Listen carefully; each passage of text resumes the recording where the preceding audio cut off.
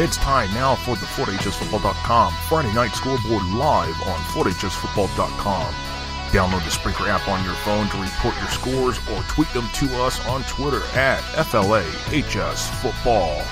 The FortHSFootball.com Friday Night Scoreboard is brought to you by ScoreStream, Legacy Team Sales, the Florida Athletic Coaches Association, and the Florida 7v7 Association. Going into his 9th season as the owner and publisher of FortHSFootball.com, here is your host, Josh Wilson. All right, week 2 is here, and a lot is going on here. Welcome to the Friday Night Scoreboard here on FortHSFootball.com. Josh Wilson coming to you live, as we do each and every Friday night during the season. A lot going on. Some upsets have taken place tonight around the Sunshine State because the upset train is rolling tonight. We'll get some of that going here. We've got a couple of them as we're going to get started off here on the show.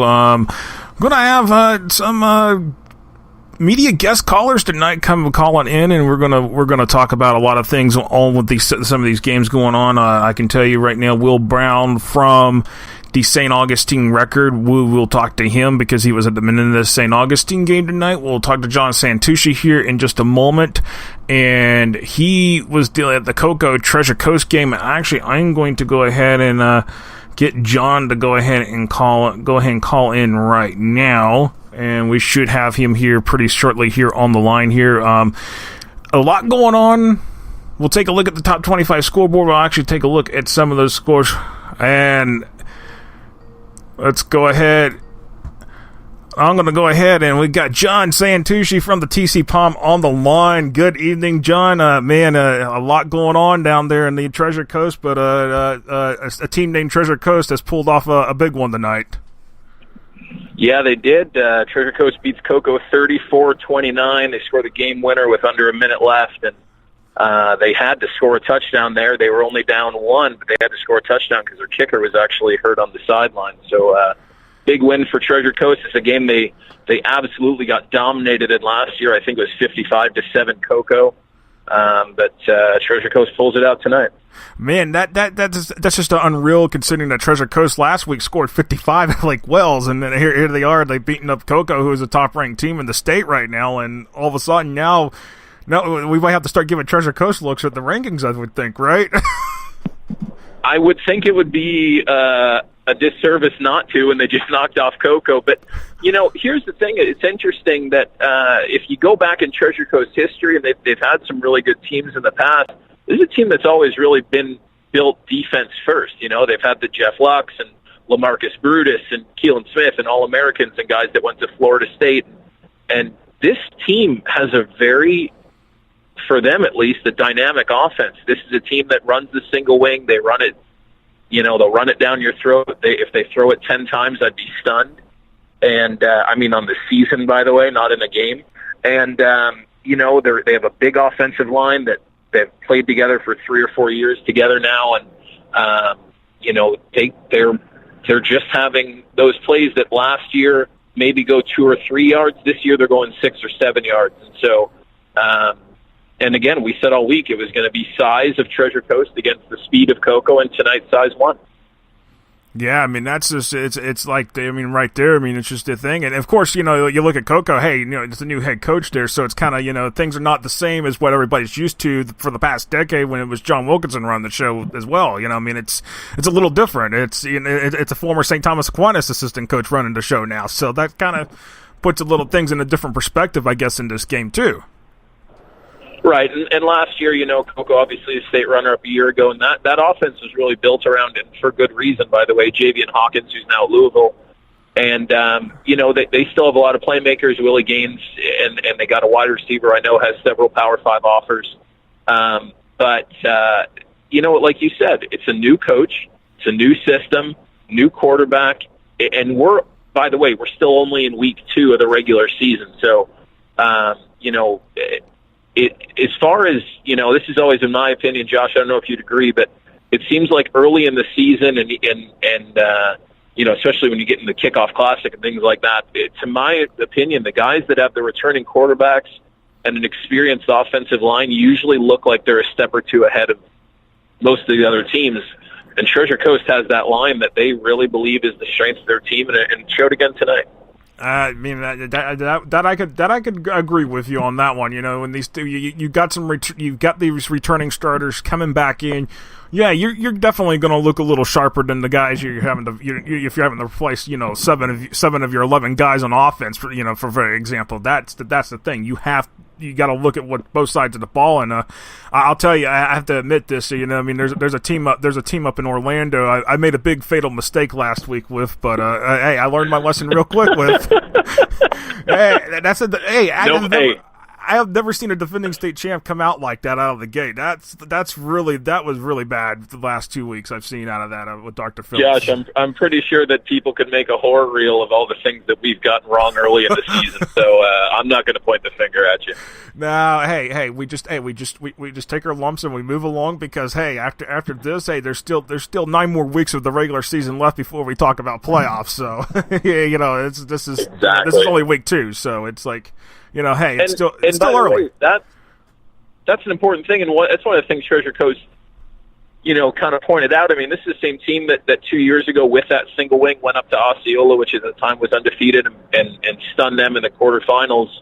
And I asked the coach tonight, I said, hey, does this sink in yet? And he said, it'll sink in after the season. He said, they got Mainland coming in next week. That won't be easy. They've still got Vero Beach and Centennial in their district schedule. Right. In the grand scheme, there's still a lot to accomplish for these guys. Right, and I'll point out with Mainland, Mainland's going to come into that game very angry because they only lost in that they lost to DeLand. They lost a close one up in Georgia tonight against Bob Jones out of Alabama in the Freedom Bowl. So Mainland's going to be angry coming in playing Treasure Coast. Just watch out. Sure. I mean, that's absolutely. And when you've lost 2 coming out of the gate like that, any team's going to be angry like that. So but hey, for Treasure Coast, just sleep well tonight. That's what I'm going to say. Sleep well tonight, but it's interesting. I think honestly, one of the biggest challenges for this coaching staff is kind of having the pulse of that team early in the week because you don't want to get too up right now. That, like you said, that Mainland team's going to be very upset, very physical. Treasure Coast is going to have to bring the exact same effort it brought tonight at least. So it'll be interesting to see if there's any kind of hangover for the Titans next week. I'll definitely agree with you on that one. And it looks like Vero Beach rolled again tonight. Got to win 46-0 over Wellington. So hey, the Indians are looking looking all right coming out of the gate here. That tends to be the case every year. I don't think they haven't lost a regular season game now since 2013. So that streak probably will continue at least until they play Pahokee here in a couple of weeks. So, they've got a great quarterback receiver combo in Nick Celedonio and DeMarcus Harris, who I know is a first-team All-State guy for you a year ago. So, their offense is doing some good things, and it was a good showing tonight by the defense to get a shutout against, Wellington and Mark Anthony Richards, who's one of the top athletes in the state. So, a good job by them. And by the way, in that same district, Centennial shuts out Jensen Beach in a very rare Wednesday game for us. So Centennial has only given up 6 points this season, including the kickoff classic. So that defense with 5 guys with D1 offers is looking pretty good early. Yeah, definitely. I mean, I did say that, and I did know that was a rare Wednesday game when I was doing my radio show that Wednesday night, and I was mentioning the score because I'm like, hey, we got a rare Wednesday game going on, and this case this year, Wednesday games are very rare in the state once again. So that's because usually when years past, Miami would have a few on a Wednesday. Not this year, so we're doing pretty good with that. Well, especially not in this area. I mean, this isn't like we're fighting for stadiums here. I mean, it's a relatively small area, but personally, I don't know if I agree with why they moved it. Apparently, one of the school zones didn't want a couple of their teachers to miss an open house. I'm not sure that throwing a lot of kids out there 5 days after a football game is the best course of action. It's not the best ideal solution, and I was kind of wondering why. It was like, why are we playing a game on a Wednesday? I could not understand that. When I saw that on the schedule, I was like, whoa, what's this? I thought it was a mistake. Josh, I know the reason, and I still don't understand it. I thought, to be honest with you, John, I thought it was a mistake. I thought, okay, what's going on here? Someone's made a printing error here somewhere, and sure enough, it wasn't. So that's the life. Hey, the beat marches on with the season now. Exactly. All right, John. Well, I appreciate you giving a few minutes of your calling in. Definitely have a great evening and have a great weekend. Good chatting with you, Josh. You too. All right.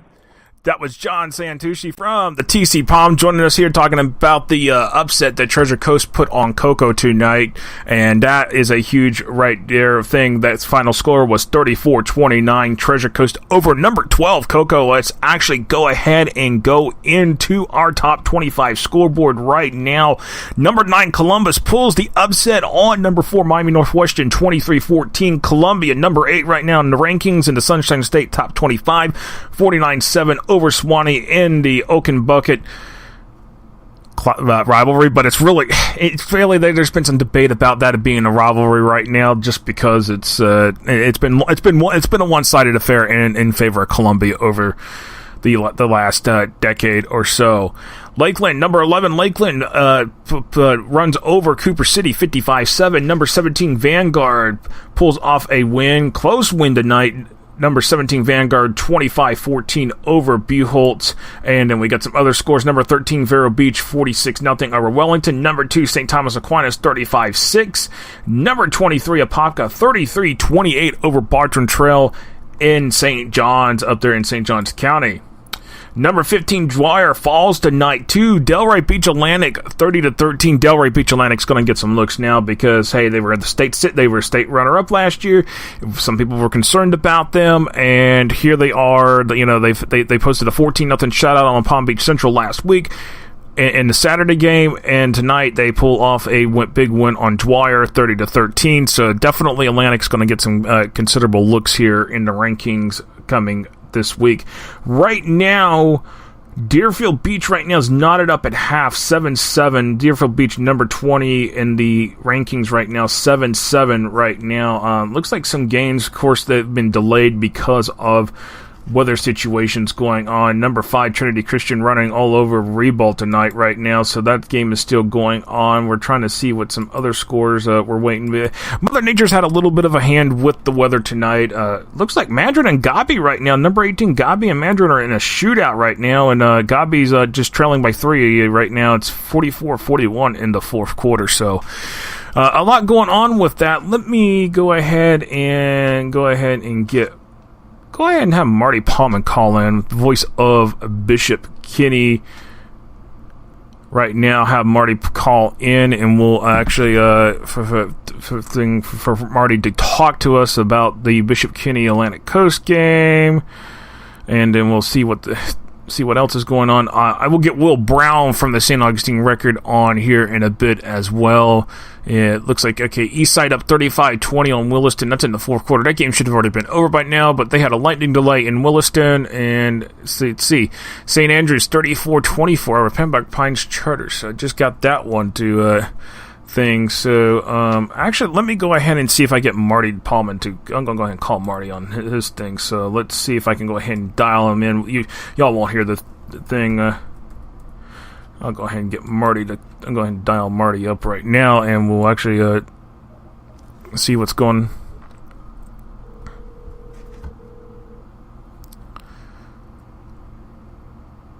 Okay. While we wait, let's see what we got going on. Did I just see? Yep, Glade Central 32, Oakleaf 26. That is the final there. I'm going to have to say something here in a moment here, because if I get Corey Davis on the line tonight too. All right. So Marty's not available just yet, so we'll get him the good thing. But I'm gonna have a little talk with the Duval Sports guys about this one, because everybody in the Pick'ems, from what I saw, took Oakleaf. I'm the only one that took Glade Central tonight. So, but then again, I think the Pick'ems and everybody took St. Augustine, and we probably should have taken Menendez tonight. We'll figure that one out. I should probably also get Will Turner on from the Tampa Bay area, WT Pro Tampa. That's Will Turner, and you can also find him, TB Turner 813. He's at the Chamberlain Bloomingdale game right now, and looks like that game right now, Bloomingdale is up 24-0 on Chamberlain. 8:07 left to play in the fourth quarter, so we've got that going on right now. Also have Jason Beatty call in as later, our former intern Jason Beatty. He's now the publisher for Nights 247 on the 247 Sports Network, and he's also a correspondent with the Orlando Sentinel, and he was at the Jones Oak Ridge game tonight. So talk to him about that, because that is actually one of the older rivalries in the Orlando area, and we'll get with him and talk about that game and talk about maybe a little bit of what's going on around the Orlando area that he knows. But we had JC Carnahan from the Orlando Sentinel on the other night on the FloridaHSFootball.com radio show, and JC was a wealth of information as always, and about especially what's going on along the I-4 corridor in Central Florida. So a lot going on tonight. So we'll take a look at some other scores here and see what we got here, see if there's anything else that has popped up on the top 25 scoreboard for tonight. Number 10, Wekiva and North Gwinnett plays tomorrow night at 8 o'clock at St. Joseph Regional, and number 7, American Heritage. That's a 1:30 game tomorrow. Both of those games are at the Freedom Bowl, as well as number 22, Chaminade Madonna versus Mosul Shoals out of Alabama. That's a 10 o'clock game. Number 25, Reigns, they'll play tomorrow morning at 10 o'clock against First Coast. That was one of the two games that got moved from tonight to tomorrow morning due to the new security measures that has been put in place after the fallout from the shooting at the Lee Reigns game. Actually, and well, there he is. There's the voice of Bishop Kenny Crusaders joining us, Marty Paulman. And Marty, I know you do not have good news to report tonight. I'm sorry. I didn't hear that. Well, there you go. I think I was just saying, as I got the voice of the Bishop Kenny Crusaders sitting here on the line now, and I don't think you have good news to report right now. No, no, not very good tonight. 5 turnovers. Bishop Kenny threw 3 interceptions, including one in the end zone, and Atlantic Coast wins 28-14. It was a 7-0 game at halftime, and Atlantic Coast led 21-0. Bishop Kenny scored 2 touchdowns in the fourth quarter. But, of course, a lot going on this week in Jacksonville, and Bishop Kenny was a school affected by a tragedy involving a student, Dominic Allman, who died last Friday night, a week ago, in a car accident on J. Turner Butler Boulevard. And he's a basketball player, Bishop Kenny, so they honored him tonight by wearing pink. They were wearing patches on their helmets. And, yeah, it was a tough week for the school. And, tonight they just had a tough night. Young team, and they're off to 0-2 start. But, Atlantic Coast defensively played well tonight, and they got the win.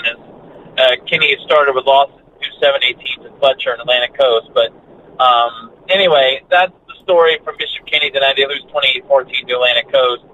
And my understanding now is we've had some really interesting scores, including the one at St. Augustine tonight, which I can't believe. Yeah, yes, we do, and I'm actually going to get Will Brown from the St. Augustine Record to call in a little bit later and talk about that game because he was there.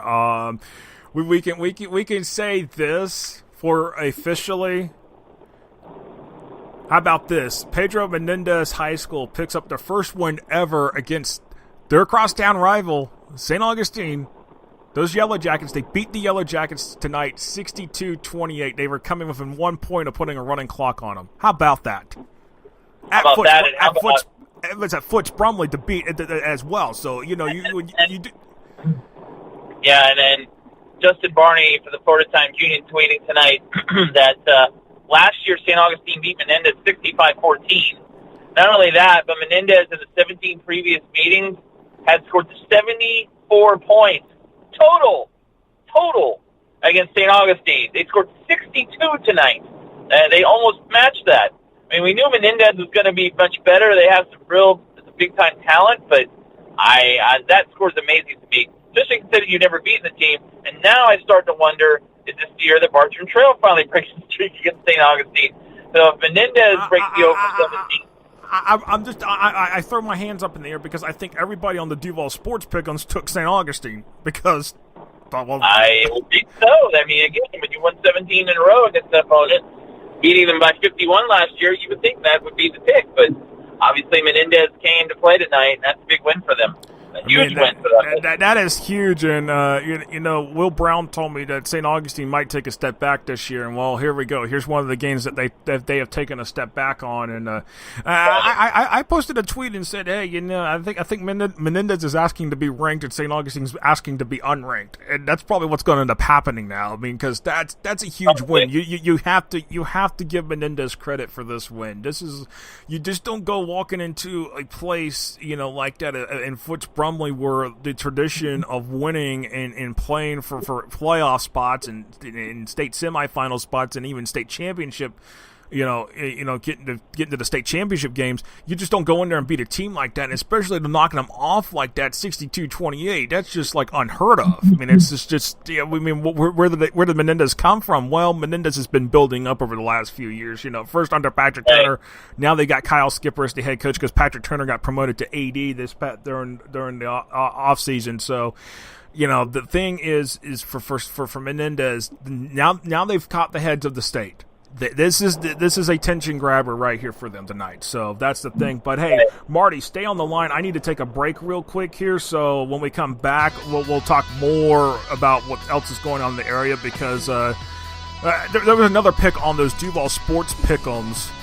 There was a game where I think everybody went with one team, and I went with the other, and we're going to talk about that after we come back. So, all right. Okay. All right. All right, you're listening to the FloydHSFootball.com Friday Night Scoreboard. We'll be right back here in about 4.5 minutes or so. You tuned in right here on Friday Night Scoreboard, FloydHSFootball.com.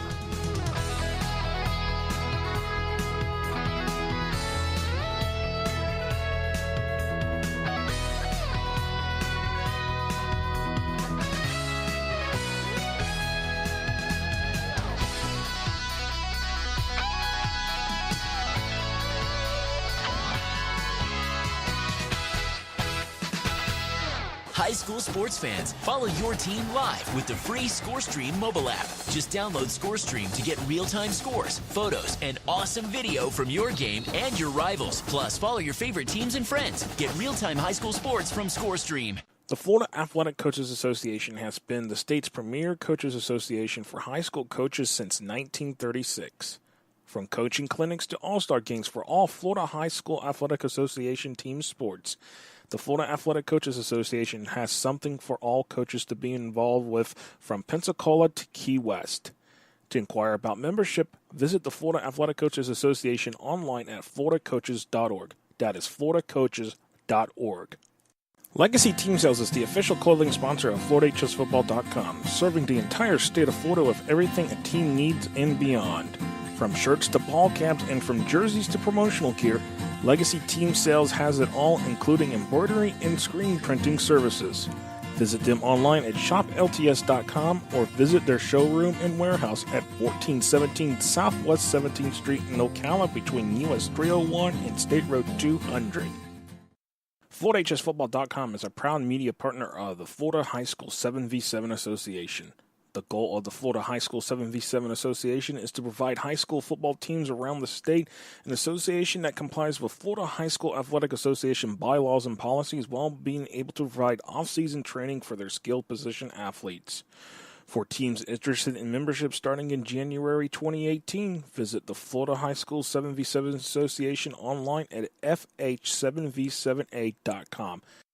High school sports fans, follow your team live with the free ScoreStream mobile app. Just download ScoreStream to get real-time scores, photos, and awesome video from your game and your rivals. Plus, follow your favorite teams and friends. Get real-time high school sports from ScoreStream. Legacy Team Sales is the official clothing sponsor of FloydHSFootball.com, serving the entire state of Florida with everything a team needs and beyond. From shirts to ball caps and from jerseys to promotional gear, Legacy Team Sales has it all, including embroidery and screen printing services. Visit them online at shoplts.com or visit their showroom and warehouse at 1417 Southwest 17th Street in Ocala between US 301 and State Road 200.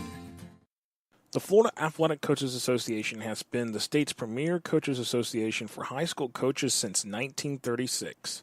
From coaching clinics to all-star games for all Florida High School Athletic Association team sports, the Florida Athletic Coaches Association has something for all coaches to be involved with from Pensacola to Key West. To inquire about membership, visit the Florida Athletic Coaches Association online at floridacoaches.org. That is floridacoaches.org.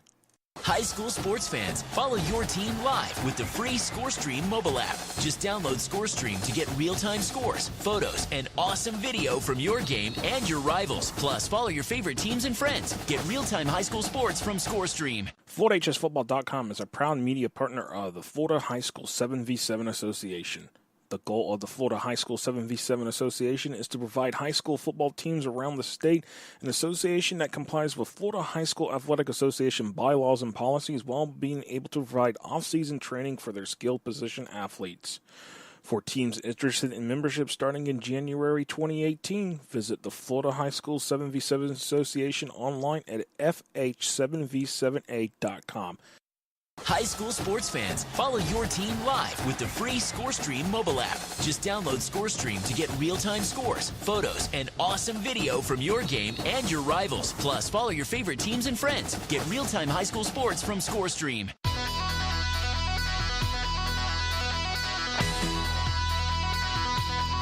All right, welcome back here to the Friday Night Scoreboard here on FloridaHSFootball.com.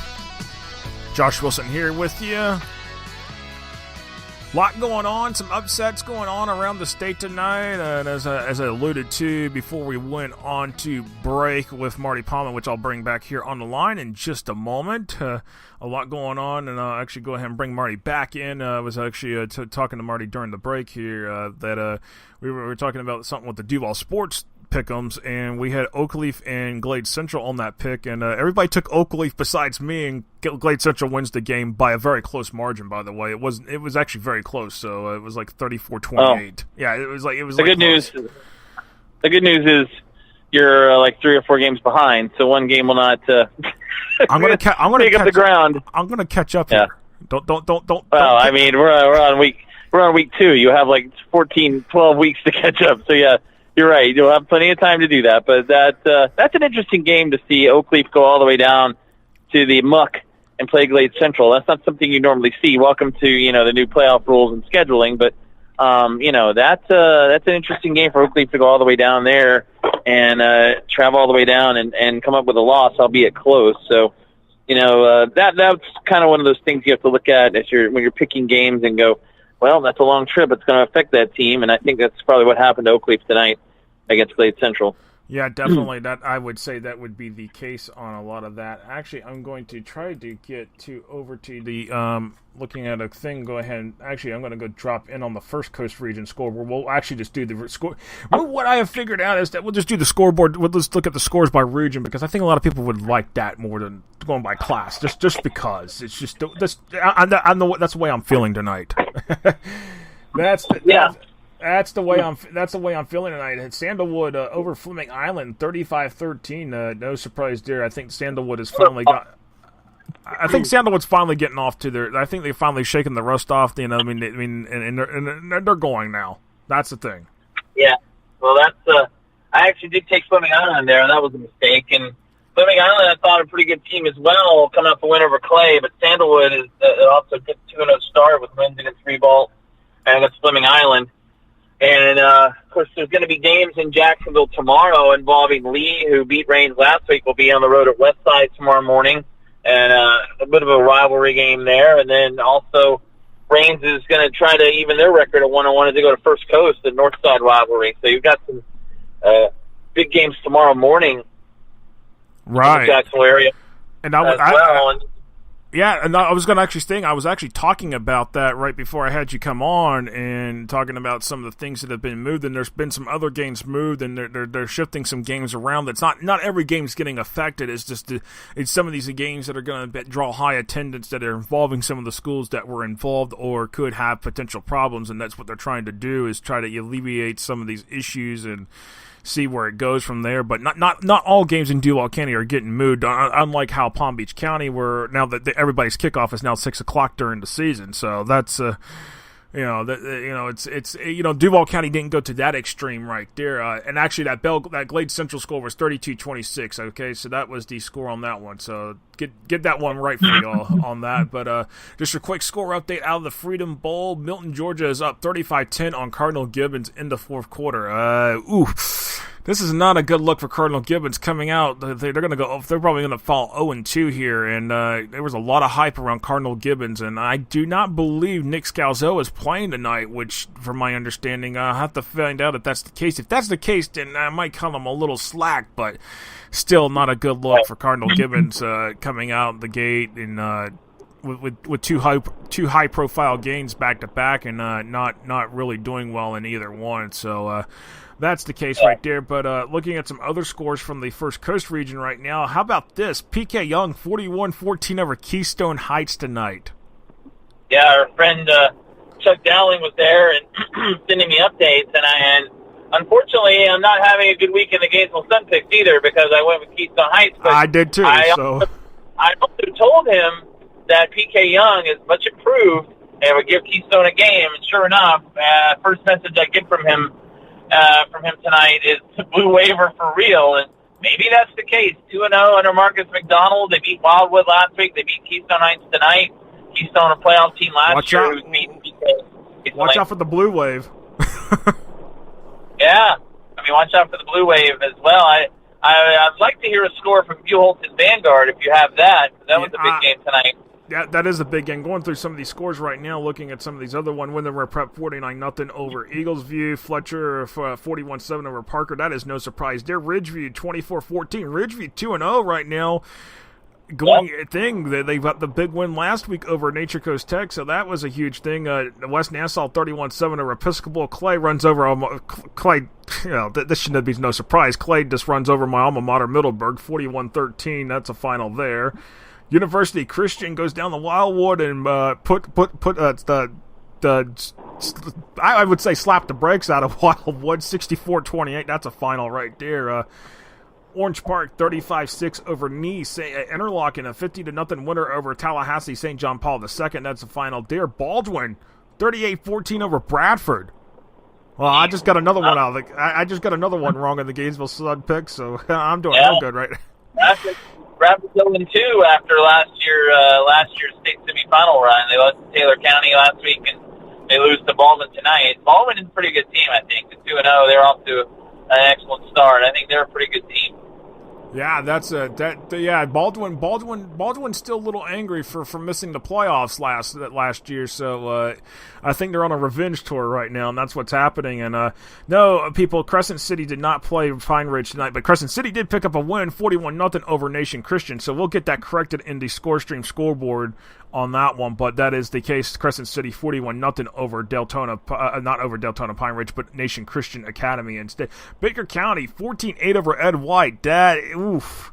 Baker County loses 14-13 last week. The St. Augustine manages to pick up their first win of the season, and for me, to be honest with you, that you have to call into question just if Baker County had won that game last week, St. Augustine, we'd be talking to them maybe be an 0-2. Right. And that's the thing. And looking at the thing, you had mentioned the Bulls New Hampstead game from the New Hampstead, Georgia, and Bulls 43-34 winner over that game. Ponte Vedra 39-26 over Palaca. Glade Central 32-26 over Oakleaf. Hilliard 14-7 over Fernandina Beach. Andrew Jackson, first time at 500 since 2012. The Andrew Jackson Tigers 20-6 over Inglewood. St. Joseph 42-6 over St. Francis. Apopka comes up to Bartram Trail tonight and beats them 33-28. Godby pulls out a squeaker of a win at Mandarin tonight, 47-44. Barn burner at the corral. Yeah. Barn burner, yeah. Mandarin's pretty good. They've got a quarterback, Alabama commit now, who transferred in. To play Godby out of the wire like that, that's something. Also, a Apopka, boy, they just own teams from Jacksonville or northeast Florida area as they go into Bartram Trail and win tonight, and it sounds like a high-scoring game as well. So, I went out on a limb and took Bartram Trail this week, so that didn't work out either. Looks like everything that went right in week 1 is not going right in week 2 so far. I got more bad news because another pick did not go right for us on the Duval Sports Pick'ems. Okay. Cedar Creek and Christchurch. Cedar Creek 22, Christchurch 14 in overtime. I don't think I took Christchurch, but okay. I took Christchurch. So I know that. I know a lot of people did. So that was a thing right there. That was I don't actually remember that game, to be honest with you. It was on the pick'em. Okay. It was on the pick'em. So yeah. But that's okay.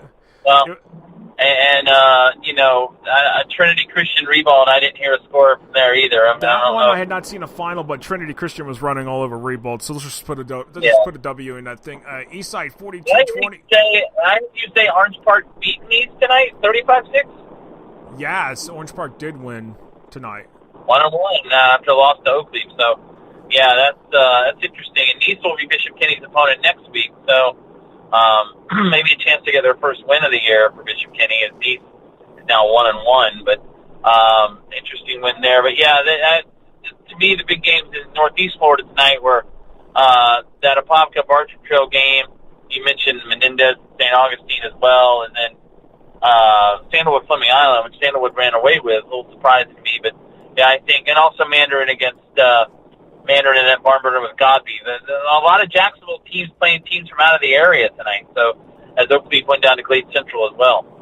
All right. Well, taking a look at some scores from the North Central Florida part of the state. How about this? We got some scores here. We got Vanguard 25-14 over Buchholz. A lot closer this year. Not a track meet like it was last year, but Vanguard still comes out on top.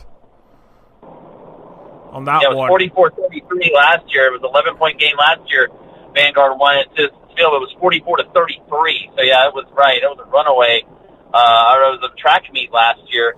Vanguard won that game on a Thursday night. So yeah, that was last year's game. So Vanguard winning a more of a defensive struggle tonight against Buchholz. Yeah, definitely, indeed. And looking at some of the other scores here, North Marion 35-8 over Forest, Lake Weir 48-6 over Bellevue, Dunellen 32-6 over Citrus, Crystal River 35-32 over Westport. Crystal River 2-0 coming out of the gate. We didn't see that one coming, especially after Crystal River beat Dunellen last week 20-13. So there's your thing. And Trinity Catholic has posted another shutout this week, 39-0 over Lake Highland Prep. So Andrew Thomas is getting the Celtics back on track, and they're now 2-0 under his leadership in his first year back in the Sunshine State. Yep. Shut out Bellevue last week, and this week Lake Highland Prep out of Orlando. So yeah, good start for Trinity Catholic and their first year under Coach Thomas. Yes, Columbia 49-7 over Swanee. That is no surprise there. Hawthorne has another 60-point game this week, 60-0 over North Florida Educational. Madison County just runs all over Newberry, 54-6. North Marion 35-8 over Forest. Eastside 42-20 over Williston. Bishop McLaughlin 38-13 over Ocala Christian is what I'm being told reported right now. So the Ocala Star Banner sitting this game's still in the third quarter, so we'll have to find out which score is correct. So there's the thing right there. Looking at some other scores, Villages Charter 48-0 over Hamilton County. Dixie County 35-0 over Trenton. Trenton's been shut out twice this season already, but back in the first 2 weeks of the season, Trenton has not scored a point.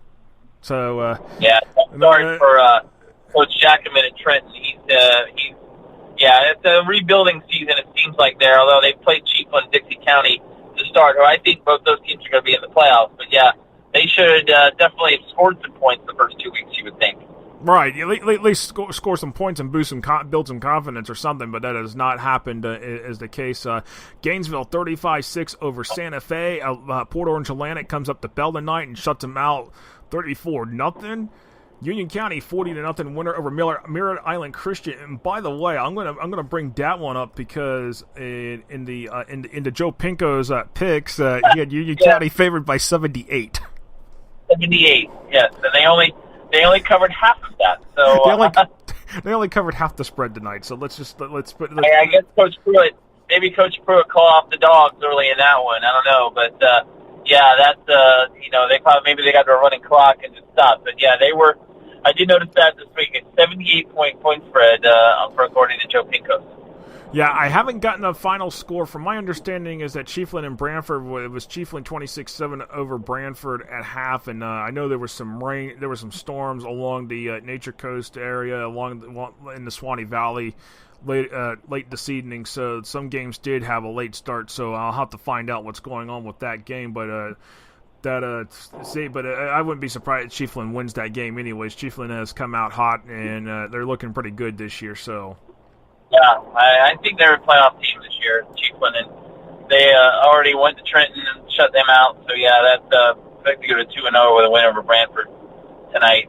And Union County's 2-0, as you said, after the big win at Williston last week. Williston's 0-2 to start, which is a little surprising as well, but they've lost to Union County and Eastside. And that's a nice win for Eastside to go on the road to Williston and win after losing to Buchholz last week. And Williston beat Eastside last year at Citizens Field. So already the Rams off to a better start this year at 1-1. And we talked a little bit earlier about P.K. Young, 2-0 under a first-year coach, and Marcus McDonald. And they not only that, they found they've got players. Players are showing up to play. They have depth. They have some talent. So P.K. Young in 4A, maybe there's six. You get 6 spots in your region, so hey, they could slip in. They could slip in as a 5 or 6 seed, and that would be it right there. That's the thing. Right. I'm actually going to dive over into the Big Bend scoreboard real quick here. Franklin County 13-0 over North Bay Haven. Jefferson County 34-15 over Sneeds. FAMU falls tonight 10-8 to Liberty County.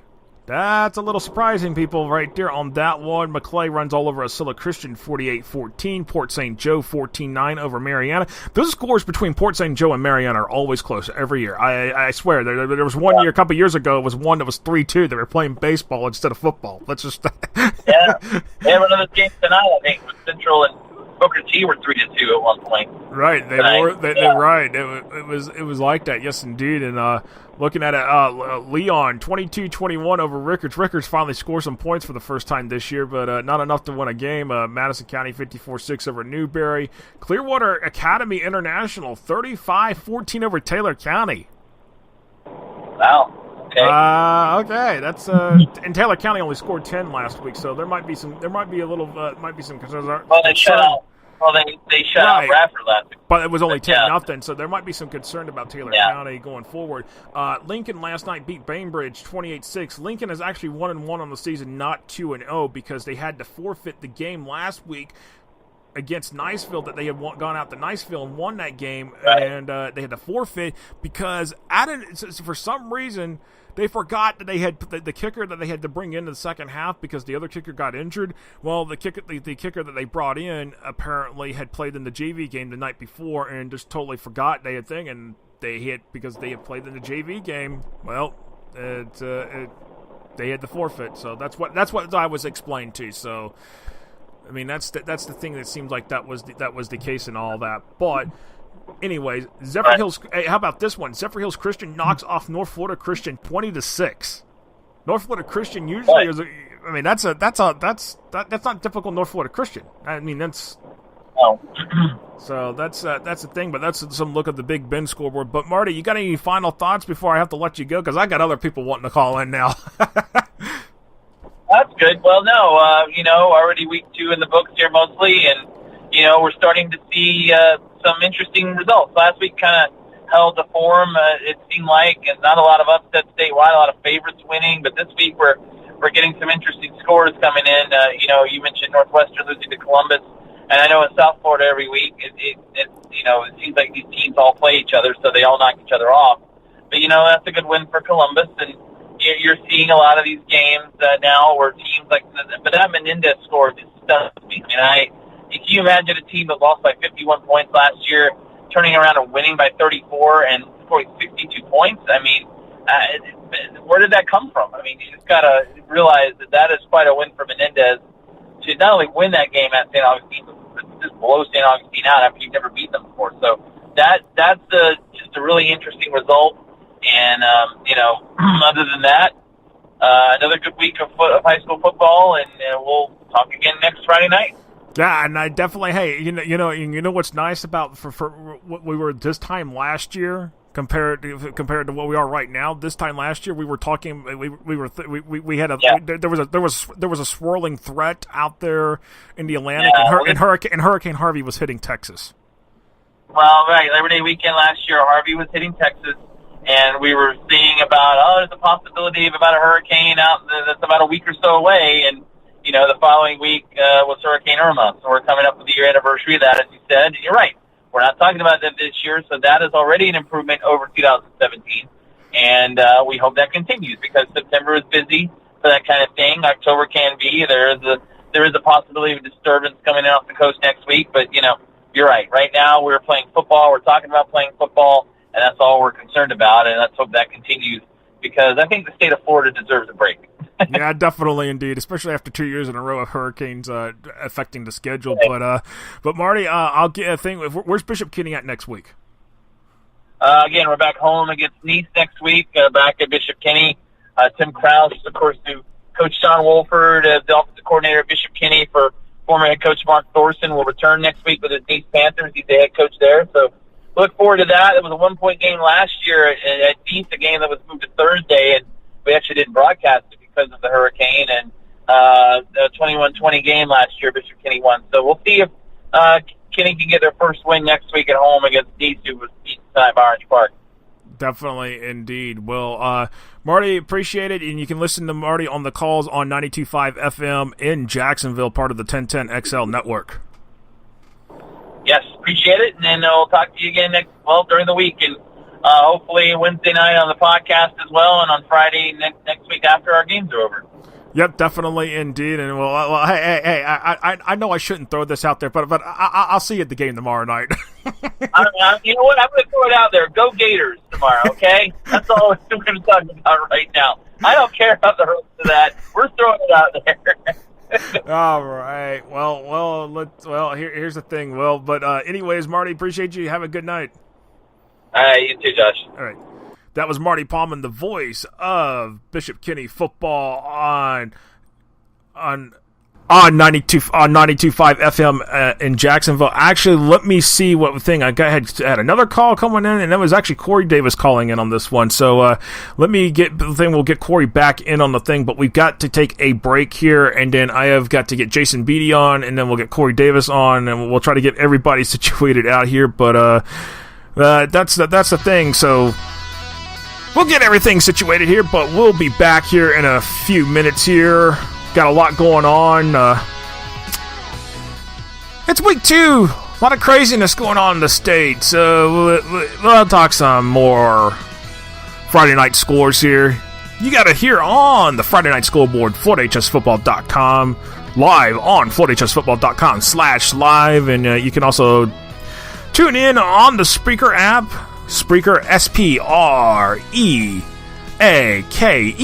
That's how you can get us on the app too. So you can chat on the app as well. So, but anyways, we'll be right back here right after this here on FloorHSFootball.com.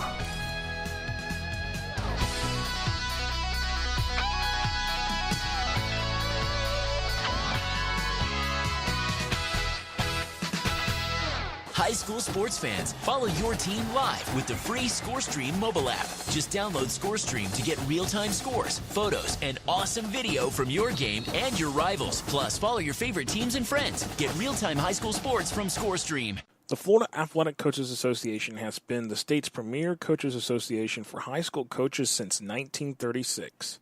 From coaching clinics to all-star games for all Florida High School Athletic Association team sports, the Florida Athletic Coaches Association has something for all coaches to be involved with from Pensacola to Key West. To inquire about membership, visit the Florida Athletic Coaches Association online at floridacoaches.org. That is floridacoaches.org. Legacy Team Sales is the official clothing sponsor of FloorHSFootball.com, serving the entire state of Florida with everything a team needs and beyond. From shirts to ball caps and from jerseys to promotional gear, Legacy Team Sales has it all, including embroidery and screen printing services. Visit them online at shoplts.com or visit their showroom and warehouse at 1417 Southwest 17th Street in Ocala between US 301 and State Road 200. FloridaHSFootball.com is a proud media partner of the Florida High School 7v7 Association. The goal of the Florida High School 7v7 Association is to provide high school football teams around the state an association that complies with Florida High School Athletic Association bylaws and policies while being able to provide off-season training for their skilled position athletes. For teams interested in membership starting in January 2018, visit the Florida High School 7v7 Association online at fh7v7a.com. High school sports fans, follow your team live with the free ScoreStream mobile app. Just download ScoreStream to get real-time scores, photos, and awesome video from your game and your rivals. Plus, follow your favorite teams and friends. Get real-time high school sports from ScoreStream. Legacy Team Sales is the official clothing sponsor of FloridaHSFootball.com, serving the entire state of Florida with everything a team needs and beyond. From shirts to ball caps and from jerseys to promotional gear, Legacy Team Sales has it all, including embroidery and screen printing services. Visit them online at shoplts.com or visit their showroom and warehouse at 1417 Southwest 17th Street in Ocala between US 301 and State Road 200. The Florida Athletic Coaches Association has been the state's premier coaches association for high school coaches since 1936. From coaching clinics to all-star games for all Florida High School Athletic Association team sports, the Florida Athletic Coaches Association has something for all coaches to be involved with from Pensacola to Key West. To inquire about membership, visit the Florida Athletic Coaches Association online at floridacoaches.org. That is floridacoaches.org. High school sports fans, follow your team live with the free ScoreStream mobile app. Just download ScoreStream to get real-time scores, photos, and awesome video from your game and your rivals. Plus, follow your favorite teams and friends. Get real-time high school sports from ScoreStream. FloridaHSFootball.com is a proud media partner of the Florida High School 7v7 Association. The goal of the Florida High School 7v7 Association is to provide high school football teams around the state an association that complies with Florida High School Athletic Association bylaws and policies while being able to provide off-season training for their skilled position athletes. For teams interested in membership starting in January 2018, visit the Florida High School 7v7 Association online at fh7v7a.com. High school sports fans, follow your team live with the free ScoreStream mobile app. Just download ScoreStream to get real-time scores, photos, and awesome video from your game and your rivals. Plus, follow your favorite teams and friends. Get real-time high school sports from ScoreStream.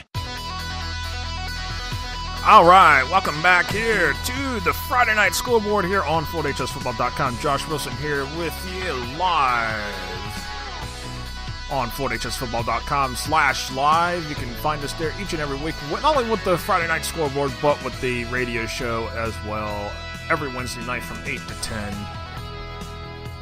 A lot going on, some pretty interesting upsets around the state tonight. I would say that there's just some things going on. Although maybe the things are a little bit wacky, but as I had Marty Palman on beforehand, we were talking about the fact that, hey, at least we're not looking at a hurricane bearing down on us like we were last year at this time. So, that's the kind of the nice thing about that. We will have our week 3 games next week. I mean, there might be a little tropical wave trying to come into the Gulf of Mexico or something like that, but they're not looking at thing, and that's going to be over the weekend. So that's going to be minor. But the way things are looking, Texas was getting hit by a hurricane last year at this time, Hurricane Harvey, we were a thing. But right now, the Atlantic side has not been pretty active this season. But looking at some scores from the Panhandle real quick, we got West Florida Tech over Tate 40-20, Franklin County 13-0 over North Bayhaven, Flomaton, Alabama 40-20 over Northview, Jay 40-0 over Cottondale, Escambia 42-13 over Archbishop Shaw out of Louisiana, Navarre 53-12 over Pensacola, Washington, Pike Liberal Arts 41-28 winner over Freeport. That's Freeport's first game of the season after the game between them and Vernon was canceled last week. Chipley, a 30-24 winner over Graceville. Baker, a 19-6 winner over Vernon. Crestview 17-14 winner over St. Martin out of Mississippi. Niceville 42-17 winner over East Ridge. Jefferson County 34-15 over Sneeds. Mosley now 2-0 in the season. 33-7 winner over Gadsden County. And we got some scores still hanging out there from the Panhandle, but hopefully we'll get those reported here within the next hour before we're done with the show. But joining me on the line now from DuvalSports.com is Corey Davis. Him and Andre Ellis were on the call tonight on the Prep Zone channel on NFHS Network with the Apopka Bartram Trail game, and y'all got a dandy at Bear Stadium tonight, I can tell you that, but it seems like Apopka still owns ownership over Jacksonville area teams. That's right. That's 6 straight wins now for Apopka over Northeast Florida. The last local team to beat Apopka was Sandalwood, surprisingly, about 10 years ago in the second or third round of the playoffs. It seems like every year in the third round of the playoffs, Apopka always comes over to Jacksonville and just pulverizes our team. And tonight we had a barn burner. I'm going to tell you, it started off as a snoozer, I should say, in the first quarter. As Apopka, they run a singling offense. They're very ball-controlling offense. And Bartram Trail's kind of gone away from the spread. They run a little option, but they throw the ball still consistently. But the first quarter was a lot of trying to see what each one was trying to do. And Apopka drove down the field and chewed up like half the quarter on the first drive and got down inside the 20. And then I believe there was a turnover. And the first quarter was just like, long drives, no points. Finally, Apopka was able to punch it in late in the first quarter. It was 7-0. You're like, oh, man, this is so boring. And then that's when the fireworks started. Bartram got the ball, second possession of the game, went down, scored. Apopka got the ball back, went down, scored. Then it basically became, you score, I score, every drive. Final score, Apopka 33, Bartram 28. You expect to see Apopka run the ball consistently, and they did. They have so many weapons. Akeem Brown, Cornelius Williams. But they're one of their major studs tonight. He plays both ways. In fact, he had a key interception late in the game, too. I just told you his name off the air. I can't think of his name right now. It escapes me. But number one, and I don't want to say the wrong last name, but anyway, he plays both ways, tailback and safety. And he was injured and was seen after the game on crutches. So that's a big loss for the Darters. But I'm telling you, this is a team that could easily end up in Camping World Stadium because it's going to be hard to stop that offense. And they play pretty good defense too. I mean, yes, they gave up 28 points. We'll have to see what their crosstown rival Wakaiva has to say later on in the season in district play. But and I will give them credit, Josh. Do you realize who they play next week? At home? I'm going to go ahead and tell you. The Dreadnoughts. Yes, Lakeland. Yes, there was some talk about Lakeland comes to Apopka. And I was like, man, I want to go to that game. And how rare is it that you see Lakeland travel for a big game like that? It's very rare. And here we go. Extremely rare. This is extremely rare, and this will be a matchup of top 25 teams next week, people. This will be on the pick'ems for the statewide pick'ems next week as well with everything. And we were all, especially me, a little trying to think of the word, concerned about the new playoff format system. Skeptical, I guess is the word I was trying to think of. But this is the reason why we have this new playoff format is because we get Apopka Bartram Trail Mainland, Bartram Trail Cocoa, Apopka Lakeland. We get some really high quality games. Outer regional. It's not just teams playing other good teams in their area. Now we're getting teams playing outside of the area, going all across the state to play all these high profile games. And this was truly not just the game in Northeast Florida, but this was one of the most talked about games in the state of Florida, period. I even had a phone call today from the network in Atlanta asking if we were good to go because everybody wanted to watch this game. Even in Atlanta, they wanted to watch this game. So, that tells you right game. there. Right, and that tells you right there, and looking at some of these other scores real quick, actually looking at some other scores here. How about this? The Lions 2-0 now on the season, 20-17 over Sanford Seminole. Because I went through something, I'm going actually through some of these Central Florida, East Central Florida scores. I'm looking at them right now. Osceola 34-14 over St. Cloud. Edgewater 38-14 over Colonial. Rockledge 49-42 over West Orange. And then Dr. Phillips finally, they after a very, very bad start to the season last weekend at Lee County, Georgia, they pick up a 25-7 win over Timber Creek. So there's Dr. Phillips gets on the board, but some things just it's a little shaky. But back to the thoughts here, on Bartram Trail and Apopka, I mean, it's really, that game itself. It's for the thing what you're mentioning.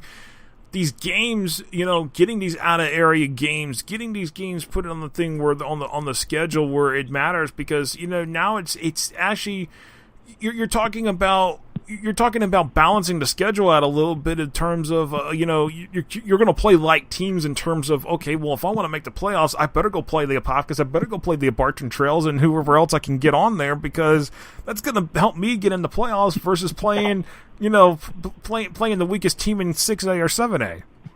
Right, and Bartram always plays a demanding schedule outside of their district, and they've over the last couple of years they've played Mainland home and away. They played Cartersville, Georgia last year on ESPN. I know a couple of weeks they played Cocoa. I believe that game's at Cocoa because I think Cocoa came to Bartram last year. So, I mean, this is a game, we're starting to see these type of games the last couple of years, especially at Bartram, where teams are taking advantage of the new system and going out and scheduling better games. And it's so much better than going to watch Bartram play, one of the worst teams in the area and beating them 52-0. Right. I mean, Bartram lost 33-28, but they can learn so much more from this game. They could if they would have beat somebody. Here's the thing for Bartram Trail. If Popka goes 8-2, 9-1, or even 10-0 during this season, here's the thing. That's 38 points now. That's because you get 35 for the loss as a Cat 1. Didn't you get the 3 bonus points because Apopka's been a playoff team, and there's a playoff team in the 15-16 years. It really actually, that is not a bad loss for Bartram Trail. You cannot write it off as a bad loss, because that doesn't even have that on there. I mean if we're talking later on the season and say Apopka's in the losing column all the time, all of a sudden, then we might talk that's a bad loss. But right at the thing when you're thinking on here. It's really the thing that's the big thing. It's these games matter, and I think hopefully I can get Will Brown on, but I think the biggest shocker of the night was probably about 15 miles down the road at Foots Brumley and St. Augustine, and no doubt. Menendez and St. Augustine. That game. We were looking at the score throughout the game, and it was St. Augustine was actually winning that game, I believe, like 26-25. It was a close game early, and then, man, I don't know if there were turnovers or what, but then we kept getting score updates, and it was like, Menendez is doing what? Yeah, someone got the 62-28 or something like that. Someone got the can opener out, the can of a butt whooping, and they opened it and they put it on St. Augustine. That's called a lot of frustration. Because you were St. Augustine never loses to a county school. Their only loss to a county school, well, the only couple losses they have are Nice. Nice is the only team to beat them, and I think they beat them once or twice. They beat them a couple years ago for a district championship. A long time ago, Florida Def beat them a long time ago. Many moons ago. That had the big. Oh yeah. We're talking 1920s or 30s. But that was probably back when they were called Carolinas. Oh yeah, but outside of those couple losses to Nice, they don't lose to St. Johns County teams. So 0-17 against Menendez, and, I guess I'm not surprised that Menendez won, but it's how they won. Total domination in the second half. And now brings up a bigger question since Menendez ended their streak. Does this give hope for Bartram Trail, which is 0-19 against St. Augustine? Right. And they play September 21st at Bartram, and that'll likely be our game of the week that week too. But after tonight, hey, anything's possible, and Bartram might have a chance this year. Well, I gotta read this tweet from Austin Reed, who is the former quarterback for St. Augustine the past couple of years. What a great tweet, by the way. I think this tweet is amazing, and I quote tweeted and I said, "This is bold. This is a bold and brave bet." Austin Reed, his handle's Avery365. If you want to go see this tweet, he said, "If Pedro Menendez finally finds a way to somehow beat St. Augustine tonight, I will personally fly home, paint my body blue, and walk through downtown waving a Pedro flag." That is bold and brave. And now he's got to, hey. And he responded back by saying, "Well, I guess I got to live up to what I said." And so now he's living up to it, and now he's going to try to do it. When he does it, we've got to we got to get photos. Somebody's got to get photos. This is definitely, yeah. We will definitely, me or Will Brown or somebody will be there to record it, or at least take a picture of it. By the way, I'm going to read what Justin Barney tweeted on this game as well. I have reiterated how stunning this Menendez-St. Augustine game is. Entering this game, St. Augustine had outscored Menendez 732-74 in 17 meetings. Falcons haven't been on the same level ever with the Yellow Jackets. The mental aspect of this type of streak is huge, and Menendez put 62 points up tonight on St. Augustine. That's the night and day. And Austin did say. I wrote a preview about it today, and Josh, their closest game was a 10-point loss about 4 or 5 years ago. They've been blown out every game in that rivalry. And so, like I said, not only do they win, but they beat them boys by nearly 6 touchdowns. They almost put a running clock on them. 1 point, and they would have had a running clock. That's the big thing, and I mean, I would love to hear Will Brown's take, because that whole thing, and he hasn't told me if he's been freed up or not. I mean, hopefully I can get him on, because that really to me is like, everybody across the state, down from Pensacola down to Miami, everybody knows that St. Augustine's been a good, well-rounded team in their respective classification, wherever they get put at year in, year out. For Menendez to do this is huge. This is not just something that you can. We're not going to stop talking about tomorrow morning. This is going to be talked about into the next weeks, in the next couple of weeks, because that win now could position Menendez to potentially win their district this year, to help them, because that is a huge momentum booster. Because that I feel like now they have, by beating St. Augustine, now you've got a chance to go beat Baker County. Now you got a chance to go beat Clay and win that district this year in Class 5A District 5. And who did St. Augustine beat last week? Baker County. In a 14-13 type of game. Baker County. St. Augustine beat Baker. So if St. Augustine barely beat Baker and Menendez killed St. Augustine, then yes, you would assume that Menendez will definitely win that district if they can beat Baker and Clay.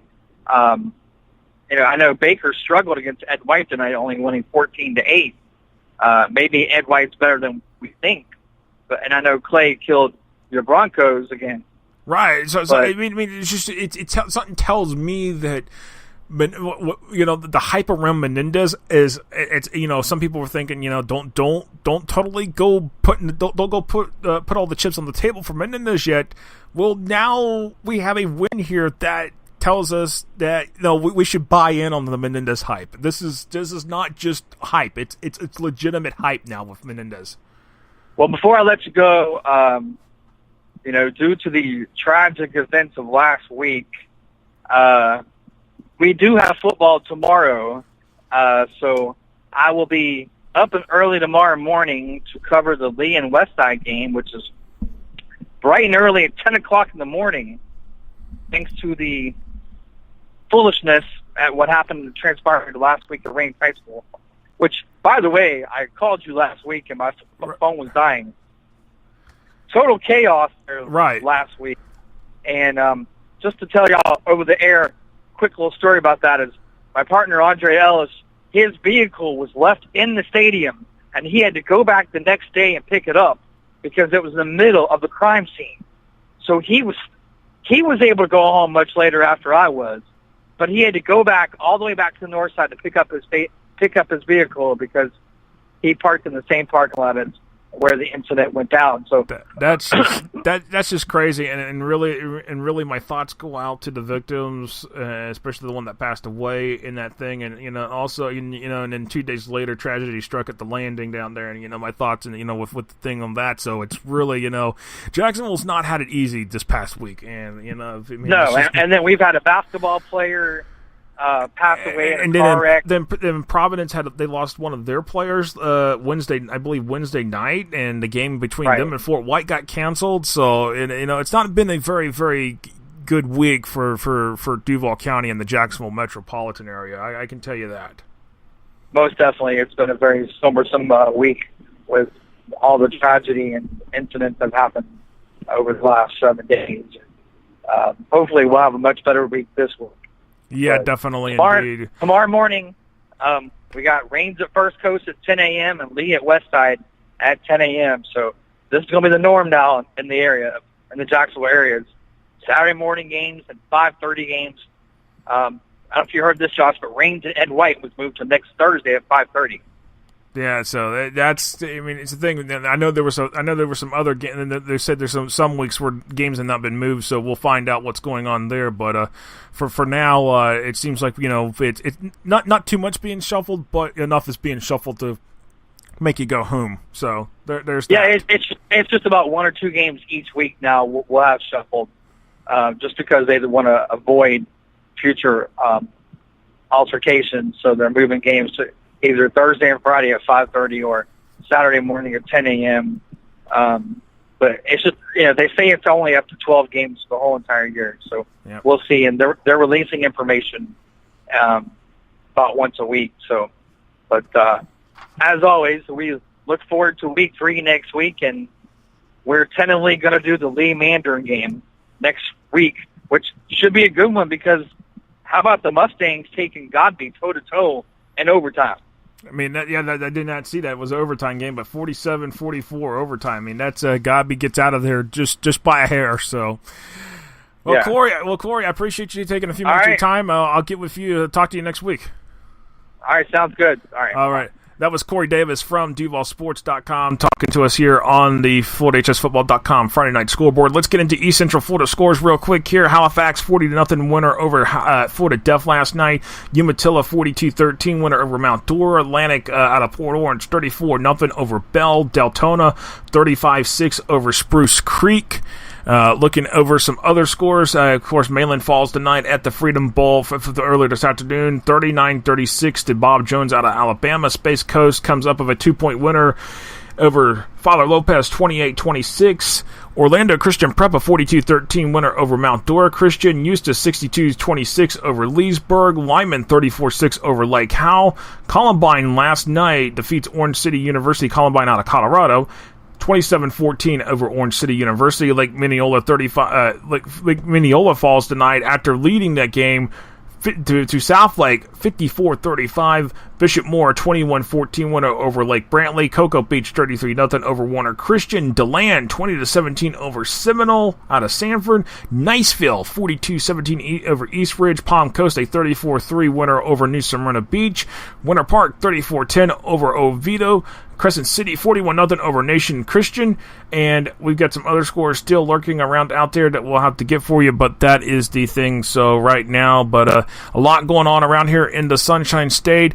We're going to get Jason Beatty here on the line from Knights 247 on the Orlando Sentinel. We'll get him on, and as we come back after the break here, but we'll talk about what's going on down in the Orlando area, what he's been at the game, because he was at Jones and Oak Ridge tonight. So A lot going on here. Kind of just maybe take a dip into the look at the Orlando Metro scoreboard real quick as before we head into the break here. Let's take a look and see what we've got here. Some scores here.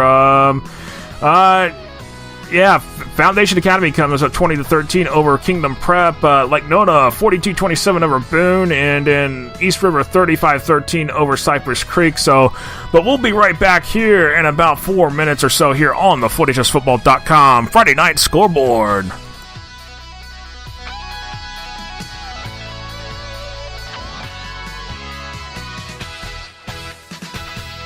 High school sports fans, follow your team live with the free ScoreStream mobile app. Just download ScoreStream to get real-time scores, photos, and awesome video from your game and your rivals. Plus, follow your favorite teams and friends. Get real-time high school sports from ScoreStream. The Florida Athletic Coaches Association has been the state's premier coaches association for high school coaches since 1936. From coaching clinics to all-star games for all Florida High School Athletic Association team sports, the Florida Athletic Coaches Association has something for all coaches to be involved with from Pensacola to Key West. To inquire about membership, visit the Florida Athletic Coaches Association online at floridacoaches.org. That is floridacoaches.org. Legacy Team Sales is the official clothing sponsor of FloridaHSFootball.com, serving the entire state of Florida with everything a team needs and beyond. From shirts to ball caps and from jerseys to promotional gear, Legacy Team Sales has it all, including embroidery and screen printing services. Visit them online at shoplts.com or visit their showroom and warehouse at 1417 Southwest 17th Street in Ocala between US 301 and State Road 200. FloridaHSFootball.com is a proud media partner of the Florida High School 7v7 Association. The goal of the Florida High School 7v7 Association is to provide high school football teams around the state an association that complies with Florida High School Athletic Association bylaws and policies while being able to provide off-season training for their skilled position athletes. For teams interested in membership starting in January 2018, visit the Florida High School 7v7 Association online at fh7v7a.com. High school sports fans, follow your team live with the free ScoreStream mobile app. Just download ScoreStream to get real-time scores, photos, and awesome video from your game and your rivals. Plus, follow your favorite teams and friends. Get real-time high school sports from ScoreStream. Legacy Team Sales is the official clothing sponsor of FloridaHSFootball.com, serving the entire state of Florida with everything a team needs and beyond. From shirts to ball caps and from jerseys to promotional gear, Legacy Team Sales has it all, including embroidery and screen printing services. Visit them online at shoplts.com or visit their showroom and warehouse at 1417 Southwest 17th Street in Ocala between US 301 and State Road 200. The Florida Athletic Coaches Association has been the state's premier coaches association for high school coaches since 1936. From coaching clinics to all-star games for all Florida High School Athletic Association team sports, the Florida Athletic Coaches Association has something for all coaches to be involved with from Pensacola to Key West. To inquire about membership, visit the Florida Athletic Coaches Association online at floridacoaches.org. That is floridacoaches.org. High school sports fans, follow your team live with the free ScoreStream mobile app. Just download ScoreStream to get real-time scores, photos, and awesome video from your game and your rivals. Plus, follow your favorite teams and friends. Get real-time high school sports from ScoreStream. FloridaHSFootball.com is a proud media partner of the Florida High School 7v7 Association. The goal of the Florida High School 7v7 Association is to provide high school football teams around the state an association that complies with Florida High School Athletic Association bylaws and policies while being able to provide off-season training for their skilled position athletes.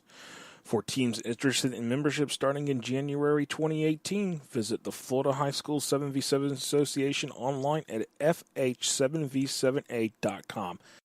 High school sports fans, follow your team live with the free ScoreStream mobile app. Just download ScoreStream to get real-time scores, photos, and awesome video from your game and your rivals. Plus, follow your favorite teams and friends. Get real-time high school sports from ScoreStream.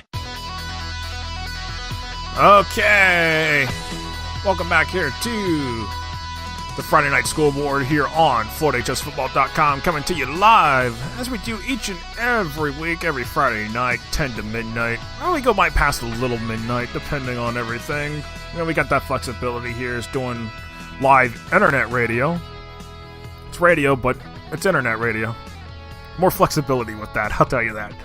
Anyways, we were getting into the Orlando Metro scoreboard, looking at some of the scores as we headed into break, so that way we'll look into more of the scores here that we have from the Orlando Metro area. Then we'll have Jason Beatty on from correspondent with the Orlando Sentinel and the new publisher at Knights 247 on the 247 Sports Network first. But looking at some of the scores again, I mentioned Lake Nona over Boone 42-27. That's a final. And a little surprise considering that Lake Nona last week got walloped by Winter Park, so that's a bit surprising, but a good comeback for the Lions tonight on that game. Apopka 33-28 over Bartram Trail. East River over Orlando Cypress Creek 35-13. Dixie Hollins a 32-6 winner over Tohopekalaika, if I can say that name correctly, the new school in Kissimmee. Ralston Valley last night defeated Orlando University. Ralston Valley out of Colorado 45-14 over Orlando University. Rockledge a 49-42 winner over West Orange. Edgewater a 38-14 winner over Colonial. This game we'll get here in a moment. We'll talk to Jason Beatty about a little bit more. He was at this game. Jones a 40-13 winner over Oak Ridge. Orlando Freedom 36-7 over Celebration. Winter Park 34-10 over Oviedo. Trinity Catholic 39-0 over Lake Highland Prep. Harmony a 41-21 winner over Kissimmee Gateway. Kissimmee, Osceola, and St. Cloud, which I believe this is either the fourth or fifth oldest rivalry in the state. Osceola a 34-14 winner over St. Cloud. Windermere Prep 49-0 over Eaglesview. Dr. Phillips 25-7 over Timber Creek. Eustis 62-26 over Leesburg. Jordan Christian Prep 61-0 over Avant-Garde. Mulberry 7-0 over Ponciano. And looking at some of the other scores here, trying to see what we've got left out there, but that's pretty much what we got for the Orlando metro area. Now, joining us, you can actually follow Jason Beatty online at The Real Beatty. It's a B-E, it's The Real B-E-E-D-E. Joining me now, Jason Beatty. How's it going, man? Good. Thanks for having me on. It's good night in high school football, I think. Yeah, definitely. In that case, I know you were at Jones Oak Ridge tonight, and I know that that game is one of the older rivalries in the Orlando area. And needless to say, I think Jones kind of bounced back after losing to Wakaiba last week. I mean, what did you see out there in that particular game?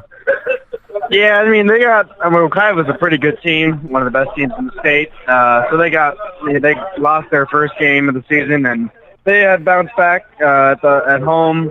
Oak Ridge struggled on offense, didn't really get anything going. Chris Hampton on defense had 2 interceptions for Jones, and Oak Ridge turned the ball over 3 times, including the 2 interceptions. So Oak Ridge really never had anything going. They had an opportunity at the start of the fourth quarter to get back in the game, couldn't convert on 4th and 8, and then Jones just took over from there, really. Man, it just seems like it's. I guess at this particular point, it's like I think Oak Ridge is still going through some growing pains. Would that be correct? Yeah, that'd be correct. But also Jones. I mean, Jones lost 28 seniors last season. They only have 1 senior on offense, so they're a pretty young team as well. Both teams are going under a lot of changes. I would say for sure. But defensively, Jones is pretty good on defense. You have Marcus Tillman and a couple other big linebackers, and then secondary, like I said, 2 interceptions from Hampton tonight. Defensively, they just dominated Oak Ridge and got pretty lucky on offense tonight, putting up some points. And I talked to Coach Elijah Williams after the game, and he just told me basically, like, we're trying to find our identity, and when we piece it together, we can score. And they showed that tonight. They have potential with a lot of young guys on offense. That definitely, indeed. And I know last week you were at what was it, Oviedo and Timber Creek, if I'm correct? That game, Oviedo, Timber Creek. And Oviedo just ran Timber Creek over. I mean, it was like, usually that game is pretty competitive. There were no points in the first quarter, and I thought, all right, Timber Creek is hanging with them. And then Morgan Mitchell drove Oviedo down and scored 21 points in the second quarter, and that was that. I mean, they won 48-0. There was a running clock in the final 9 minutes of the game, and then I've had back-to-back blowouts. I mean, at this particular point, what game would you like to get next week if they give it to you? That's a good question because maybe something a little closer, but it makes my job easy when it's just offense. Yeah, definitely. So, and then I'm not complaining too much. And the thing, I got to remind everybody, Jason did intern with us a couple years ago. Jason has definitely advanced very much so. Jason, tell everybody what you're doing now at 247 with the Knights 247. Yeah, so Josh mentioned, I actually work for you covering Key West High School football. Go Conks. I don't know if they won tonight, but I know they beat Gulliver Prep last week. They did win last night. Yes, they did. 28-0 in a game that got called by lightning. Wow, that's impressive. And now the Conks are 2-0. Yeah, 28-0 over Pinecrest. So Conks are 2-0. I mean, they did win by a field goal last week over Gulliver Prep. So that really is a good way for Key West, the southernmost city in the state of Florida. Yeah, start of a good season for them. But like I was saying, covered them for Florida School football, and then since then, I worked for 24/7 Sports and Knights 24/7 under Juan Rubio. He graduated from UCF, and I kind of took over as the publisher of Knights 24/7, part of the 24/7 Sports Network. UCF, they won last night. They put up a lot of points on offense, and now they have nation's longest winning streak dating back to last season of 14 games straight. So they were on the road, conference game, first-year head coach. I know it's UConn, but it's a pretty impressive start of the season for Mackenzie Milton as a dark horse Heisman candidate. Yeah, considering you got to look at the UCF roster. A lot of Sunshine State talent sitting on that roster. A lot of talent. Yeah, a lot of talent from Florida. You got local guys, out of Orlando, Gabe Davis, Otis Anderson from Jacksonville. A lot of Florida talent on that team. Yeah, definitely, indeed. Well, hey, hopefully, I'll get you back on here during the season. At different times when you got a good game going on. I know the Jones Oak Ridge, that's a rivalry. You got to give some Orlando love right there. So it was a good game tonight. Yeah, definitely. Absolutely. Well, Jason, appreciate you taking a few minutes of your time. I know you've been pretty busy. I know you at least enjoy some college football this weekend, at least. Absolutely. All right. Well, sorry, Josh. Thanks for having me. You're welcome. All right. That was Jason Beatty from Knights 247 and the Orlando Sentinel joining us here on this FloridaHSFootball.com Friday Night Scoreboard here. I'm going to actually try to see if I can get Will Brown to call in. Can get him to call in because I definitely want to talk to him and actually try to see what's going in with that. Actually, I'm going to take a dive into the South Florida scoreboard. I don't want to leave our South Florida friends hanging. Actually, I'm going to dive into the Miami-Dade scoreboard. We're going to work our way up the I-95 corridor from South Florida with scores right now from last night and tonight. So definitely just hang tight, guys. We'll get you some score updates here on the South Florida here as we get to roll along. IMG Academy rolls all over Miami Norland 49-14. Miami Jackson a 44-0 winner over Hialeah Miami Lakes last night. Miami Beach a 40-0 winner over Varela last night. Westminster Christian 51-6 over West Park. Gulf Coast 28-14 over Hialeah. Monsignor Pace 30-10 over Clewiston. Palm Beach Central 48-0 winner over Ferguson. Champagnat Catholic 41-0 over Village Academy. Mater Academy 27-6 over Reagan. Coral Gables a 14-8 winner over last night over Miami Edison. Gulliver Prep 28-12 over Everglades Prep. Key West a 28-0 winner over Pinecrest. South Dade 42-0 over Southwest Miami. Fort Lauderdale Calvary Christian a 30-18 winner over Immaculate LaSalle out of Miami. North Miami Beach 38-13 over Coral Reef. Miami Springs 27-6 over Miami Sunset. Miami Central 41-5 winner over Booker T. Washington. And that game at one point was a 3-2 baseball game. Yes, I said it. 3-2 baseball game. Miami Central. Actually, Booker T was up 3. It was like 3-2. It was somebody, I forget who it was, but it was 3-2 at one point. But that's the thing. Last night, Miami Killian 28-27 winner over American. I believe that puts Miami Killian at 2-0 on the season. Goldman a 41-0 winner over Westland Hialeah. Doral Academy last night, yesterday afternoon, 42-20 over South Miami. Miami Southridge 15-6 over North Miami. Columbus 23-14 over Miami Northwestern tonight.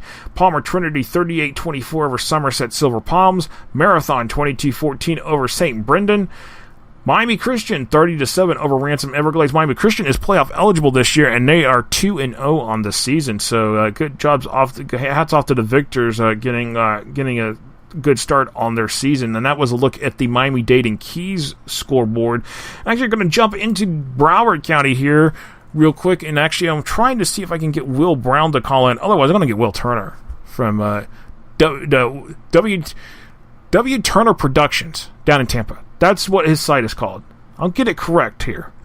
But we'll take a look at some of these other scores. We'll take a look and dive into Broward County here. Again, 3 games tomorrow involving Broward County team. Cypress Bay, Coral Springs, 7 o'clock tomorrow night. American Heritage in St. Joseph Regional out of New Jersey. That is up in Georgia at Milton High in Georgia. That game will be played 1:30 tomorrow. And then Chaminade Madonna in Muscle Shoals, Alabama tomorrow at 10 a.m. As well as Stoneman Douglas and St. Martin out of Canada. That game, I believe, is a 4 o'clock kick tomorrow on that game as well up there at the Freedom Bowl in Georgia. West Broward, a 48-10 winner over Coral Glades. Taravella, 22-14 over Nova, which that is actually a pretty big upset right there for Taravella. And Taravella will be playing, I believe they play Coffee County, Georgia next week. So Taravella is riding high, 2-0 on the season to start with. Somerset Academy out of Pembroke Pines, 45-14 over Boca Raton Christian. Westminster Christian, 51-6 over West Park. Dillard gets a big upset win tonight over Western, 14-12. Coconut Creek, 21-0 over Greeley West. And that game was played last night. Fort Lauderdale, 28-0 over Oakland Park Northeast. Mardark spoils the party on Hollywood Hills' second ever home game, 45-16. Cardinal Gibbons falls tonight to Milton, Georgia, 42-17 at the Freedom Bowl. So tough opening start for Cardinal Gibbons these past 2 weeks, and that will definitely we'll have to look at some things and see what's going on there with the Chiefs. Nova Southeastern University School out of NSU University School, 42-12 over Immokalee. So Immokalee 0-2 start after falling very, very shockingly to Golden Gate last week. So that thing, Immokalee off to an 0-2 start, not a good look for the Indians right now, especially when a lot of people had high expectations for the Indians coming into the season. Fort Lauderdale Cavalry Christian 30-18. Stranahan, if I can ever get a confirmation on that one, it looks like they may have won 6-0 over South Broward tonight, but I have not got a full confirmation.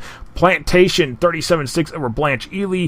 St. Thomas Aquinas 35-6 over Piper, who Piper got an upset win past Saturday night against Miami New Orleans. So there's that. Lakeland 55-7 over Cooper City. And looking at some other scores, we've seen that there's the thing, the Deerfield Beach and Buford game is ongoing right now. Buford, Georgia up 14-13 on Deerfield Beach. And then take a look at Palm Beach County here real quick, and then we're going to take a break here. And then I'll actually try to see if I can get to things. So actually, let me go ahead and actually, Will Brown probably will call in here in a moment, because I just got a message back from him and totally forgot to see about the thing. But let me get some these other scores here real quick.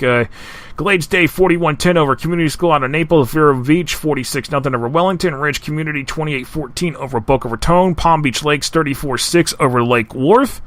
And I try to see, haven't gotten him to call in just yet. He'll call in here in a moment. Will Brown from the St. Augustine Record. Palm Beach Lakes 34-6 over Lake Worth. Olympic Heights 42-7 over Spanish River. That game was played last night. Glade Central 32-26 over Oakley. Palm Beach Central 48-0 over Ferguson. Forest Hill 27-0 over Santa Lucia's. Park Vista 31-0 over West Boca Raton. Kings Academy 41-21 over John Carroll. And then looking at a couple of the other schools here, American Heritage Delray Beach, 35-14 over Holy Trinity. And then actually, Before we actually do our break and stuff here, we're going to go ahead and get Will Brown on from the St. Augustine Record. He was at the Menendez-St. Augustine game tonight. And, Will, I appreciate you taking a couple minutes out of your time. I know you've been very busy, but I think Menendez gets to claim the biggest upset in the state tonight. I would certainly say so. Josh, thanks so much for having me. This was shocking, to say the least. The Falcons ran for 312 yards, and Ty Edwards, who has offers from Alabama and a number of other schools, ran for, by my count, he had 158 yards. I shorted him.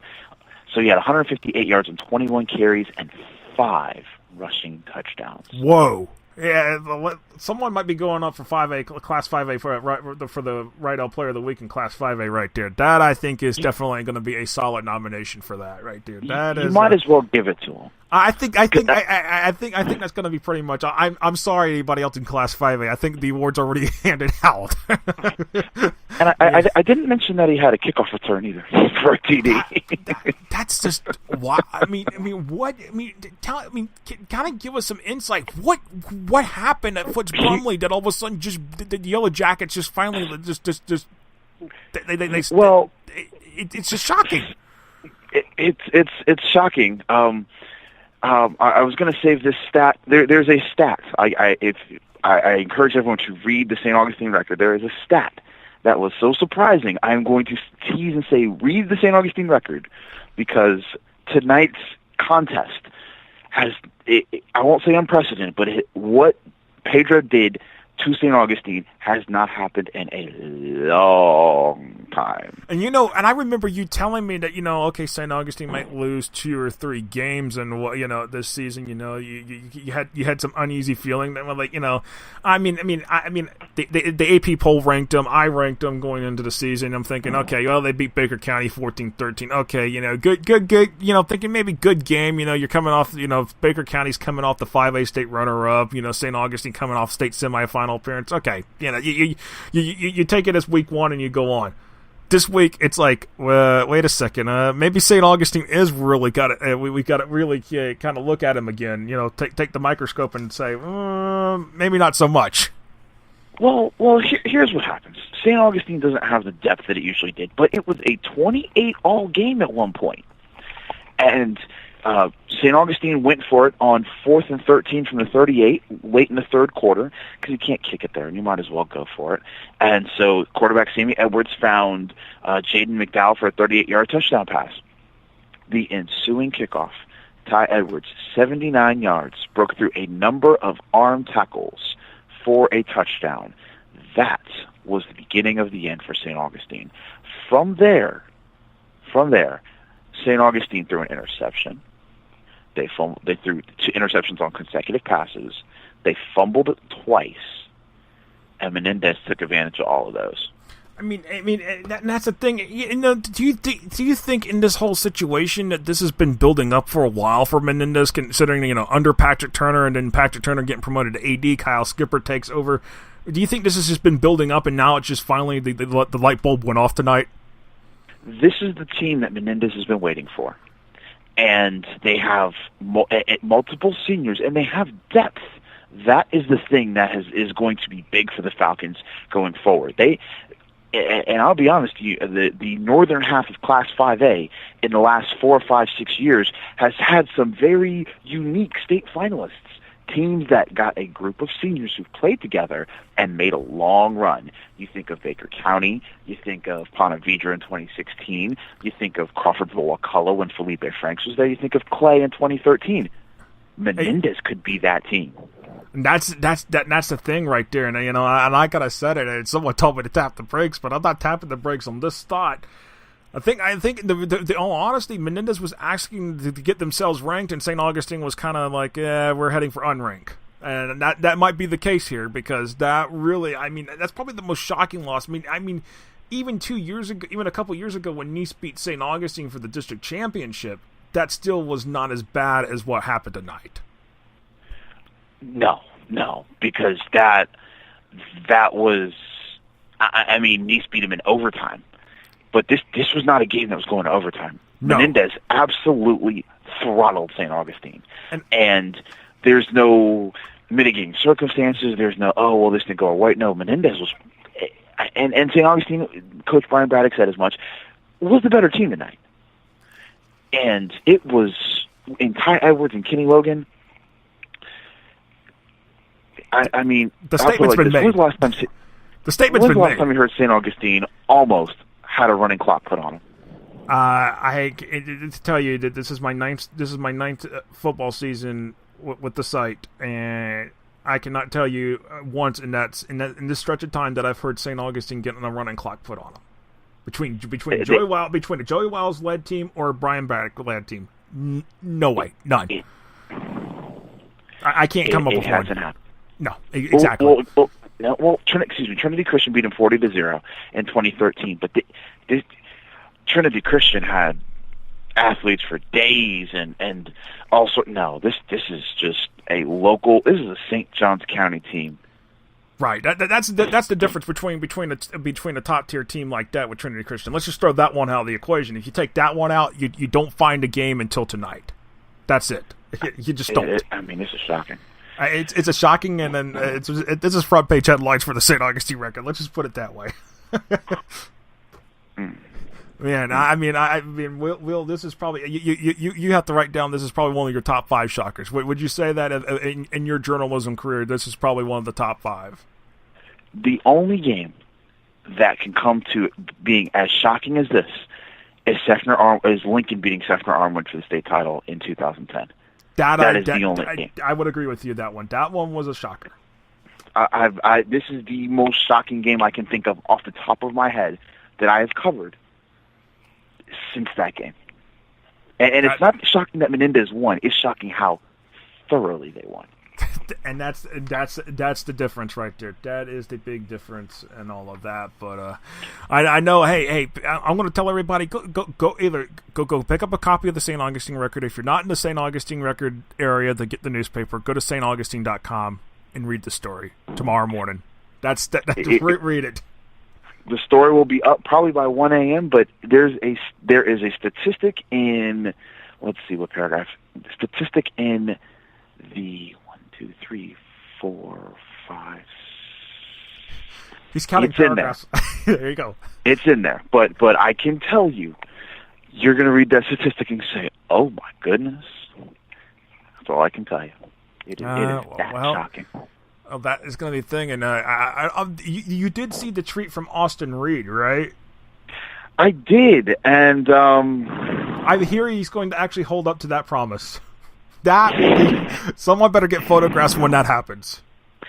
I'll be nice, and I will not photograph him. Oh, but I will say this: there's a reason why I stay out the prediction business. I give keys to the game and what are going to be big factors, but I stay out the prediction business because anytime any 15, 16, 17-year-olds play a game with a funny-shaped ball, anything can happen, and tonight was part of anything. That's true, and I think maybe I need to take some advice from Will Brown and just get out of the prediction business, except for what I do on Pick'ems. But out of that, nah, I probably should not post actual predictions on the site anymore. I need to take some advice from Will Brown. That's what I need to do.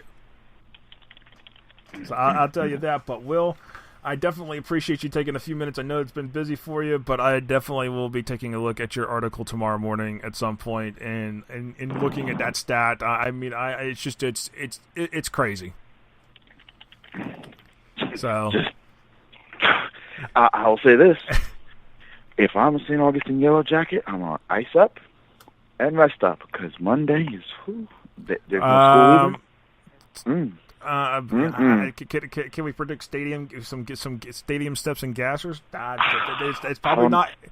I don't know what's coming, but I can tell you this: it's not going to be beautiful. It's going to be beautiful. It's not going to be beautiful. Boy.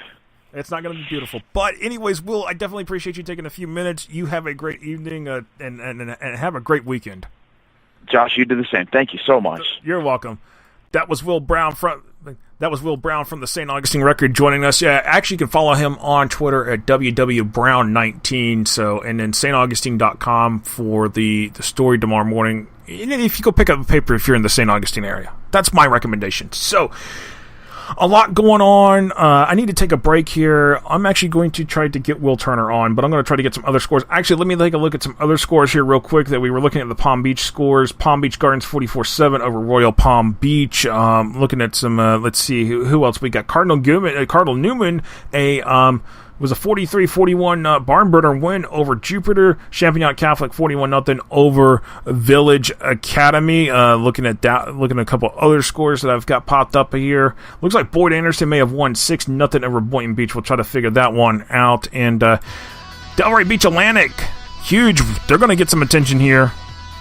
30-13 over Dwyer. And that was a big game right there. Atlantic shut out Palm Beach Central last week. And St. Andrews 34-24 over Pembroke Pines Charter. Jupiter Christian 46-14 over Gateway Charter. Those are some other finals from the Palm Beach region. We'll try to get Tampa Bay and Southwest Florida here. We'll get Will Turner to call in after we come out of the break. We'll actually go past midnight because there's still a lot to talk about, and we can do that. So that's what we got to do. But we'll be right back here in about 4 minutes here on the Friday Night Scoreboard. FloorHSFootball.com.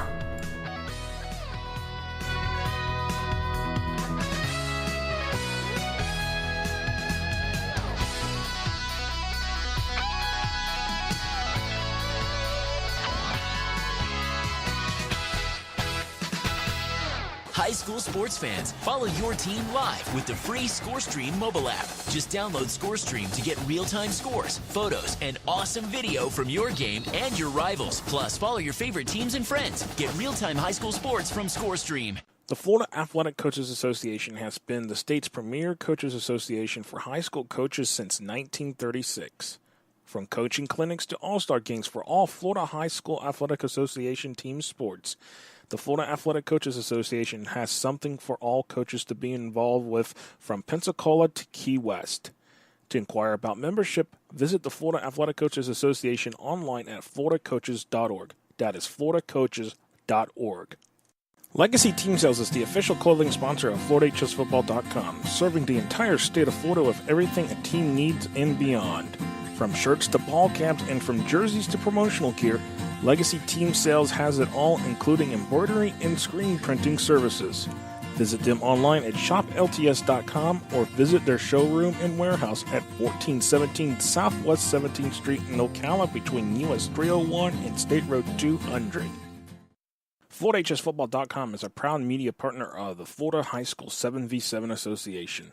The goal of the Florida High School 7v7 Association is to provide high school football teams around the state an association that complies with Florida High School Athletic Association bylaws and policies while being able to provide off-season training for their skilled position athletes.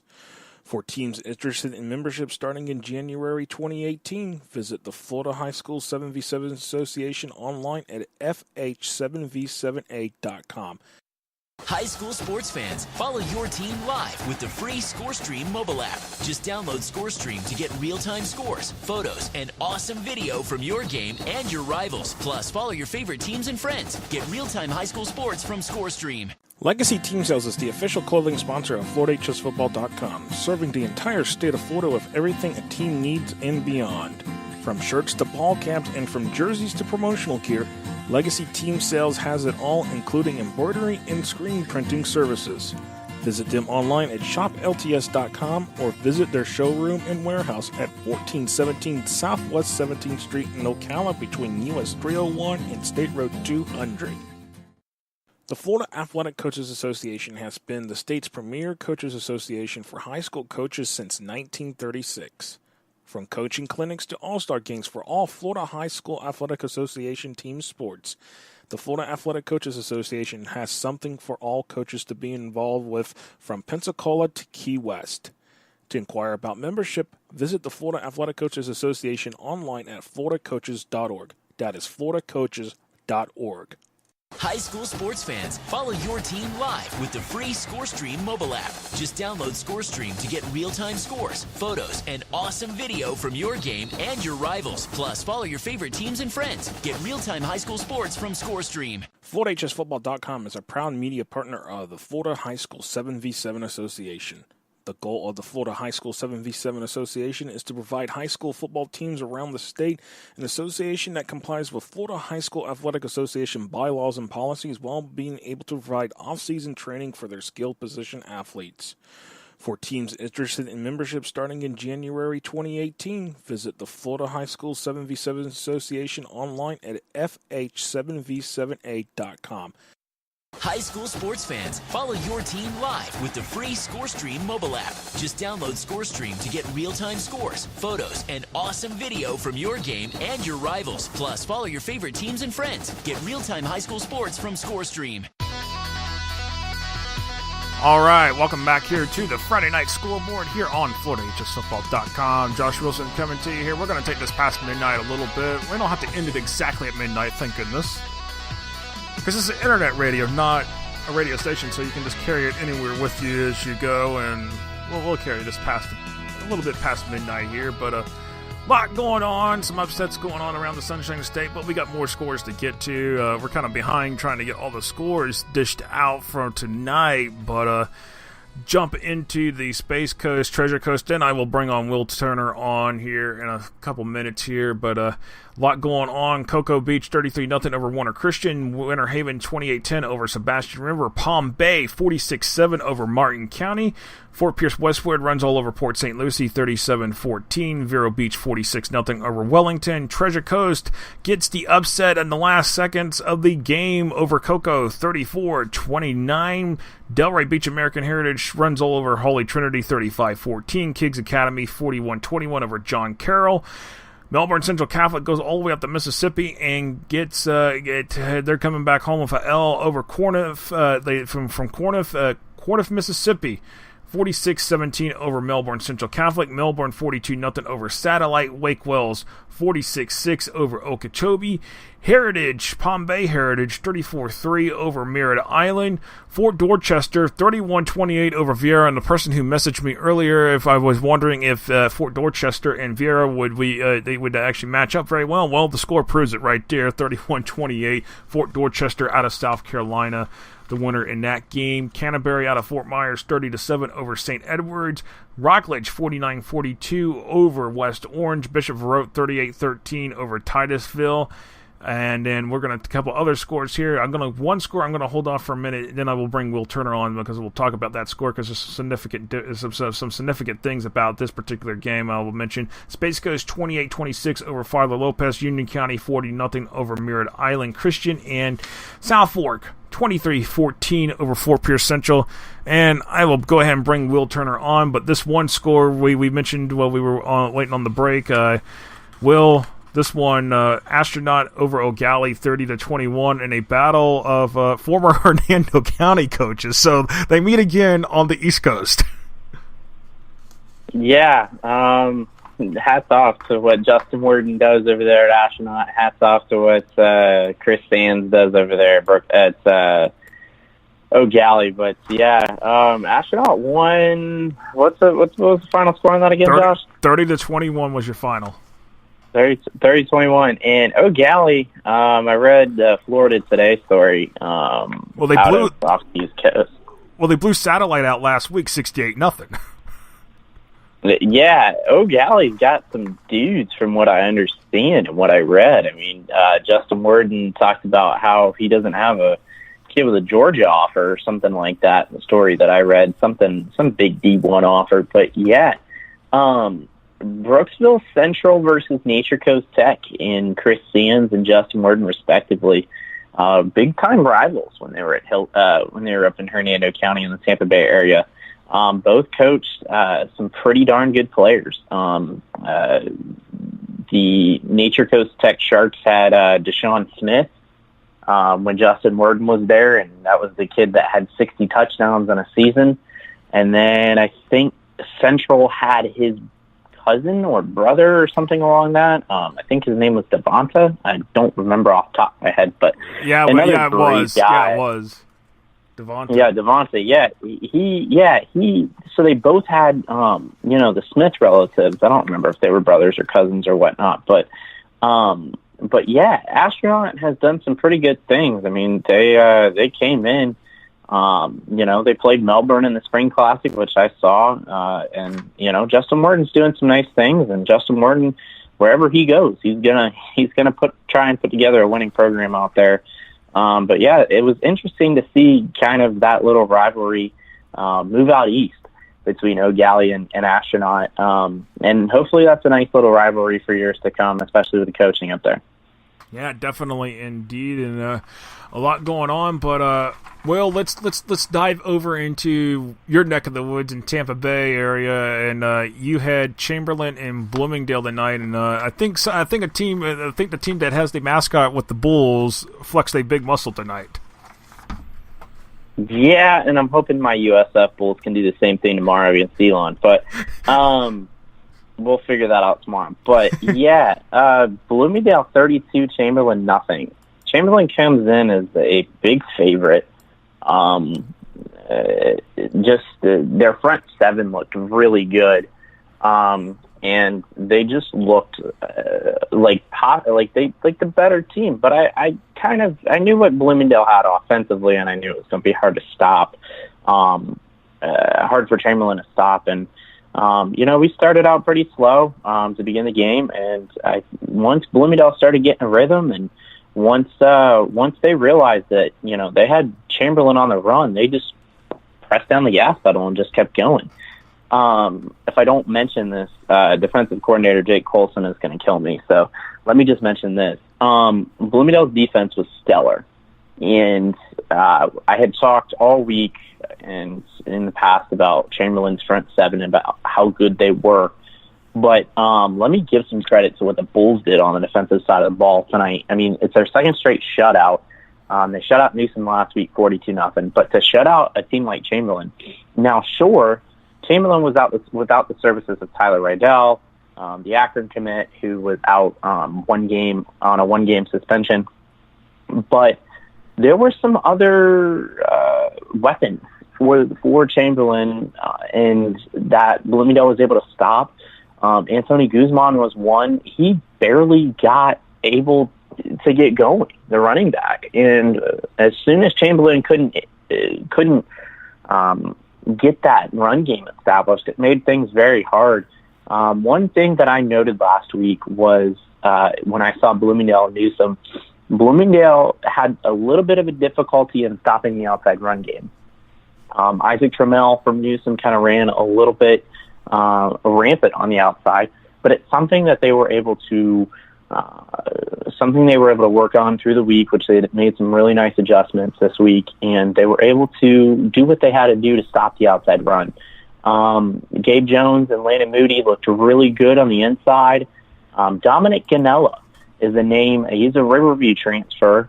I've watched him since I was in high school. He has shifted over to more of a defensive role, kind of in an outside linebacker position on the right side. He drops back and can play safety a little bit, or he can come up and do some good things in the pass rush. Dominic Ganella had a big sack with Malik Womack that eventually would force a Chamberlain safety. But Dominic Ganella looked really good for Bloomingdale. They held him out against Newsom the week before because he was having some overheating issues, a food poisoning issue, something along those lines. But he looked really good and really well prepared. But Bloomingdale defensively looked great top to bottom.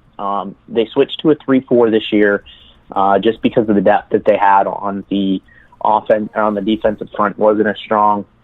Especially on the front four, wasn't as strong as what they had in previous years. So their 3-4 is working.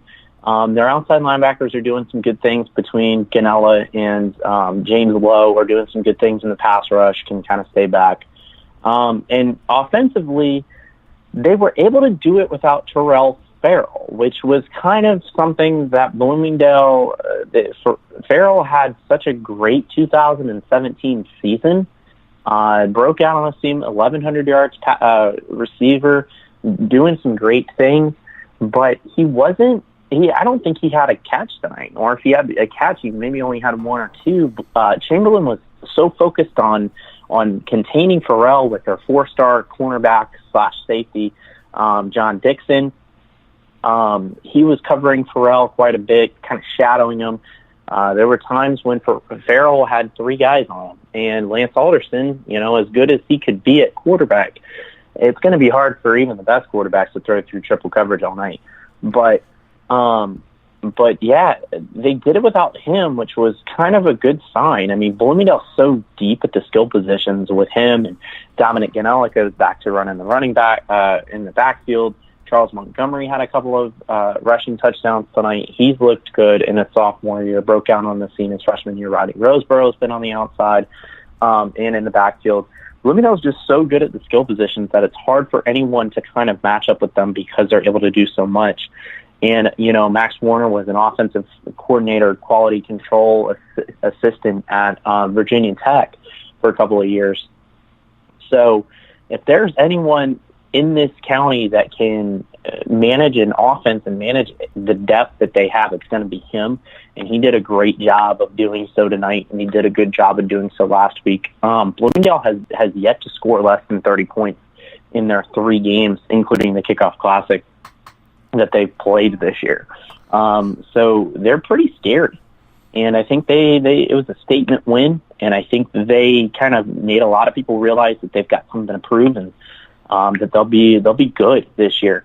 They've got a battle with Tampa Bay Tech later in the year. Tampa Bay Tech had a bye week, but we'll see how that goes. But 7A District 9, Plant City beat Hillsborough 17-7 tonight. That district could end up being a 3-horse race when it's all said and done, if Plant City continues what they've got.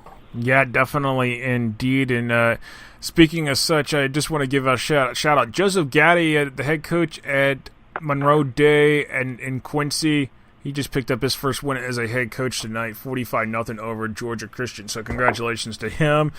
A lot of new head coaches of the faces of their teams this year. But actually, I'm going to take a look at the North Suncoast scoreboard here real quick because I need to get some scores in on that.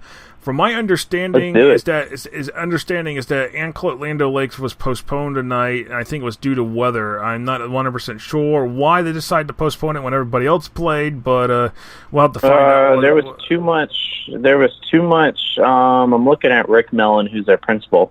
According to him, his tweet at about 5:22 this evening, he wrote, "Nothing is more important than safety. I could not allow our athletes, performers, and patrons to be at the stadium in these conditions. I appreciate everyone's understanding tonight." Looking at the pictures, there was quite a bit of standing water all over the place at Land O'Lakes High School tonight, so I can understand why they wouldn't want to play. Yeah, definitely. Indeed. Yeah, there was a lot of localized flooding up there. And one thing I didn't mention, at Bloomingdale, it was a mud pit. It was a real mud pit. Didn't matter if you were on the sideline or if you were in the middle of the field playing. It was a mud pit, and I need a new pair of shoes after that one because mine are done. But yeah, it was a mud pit, and the storms that rolled through about 3-4 o'clock really wreaked havoc on the rest of the area. And just to put it out there, it's been this way every day this past week almost about the same time with storms hitting along the I-75 corridor. Not only just Tampa Bay, but Gainesville, the whole entire stretch along between I-75, the Nature Coast, and all the way down Tampa Bay. It's been every single day. It's been pell melting rain.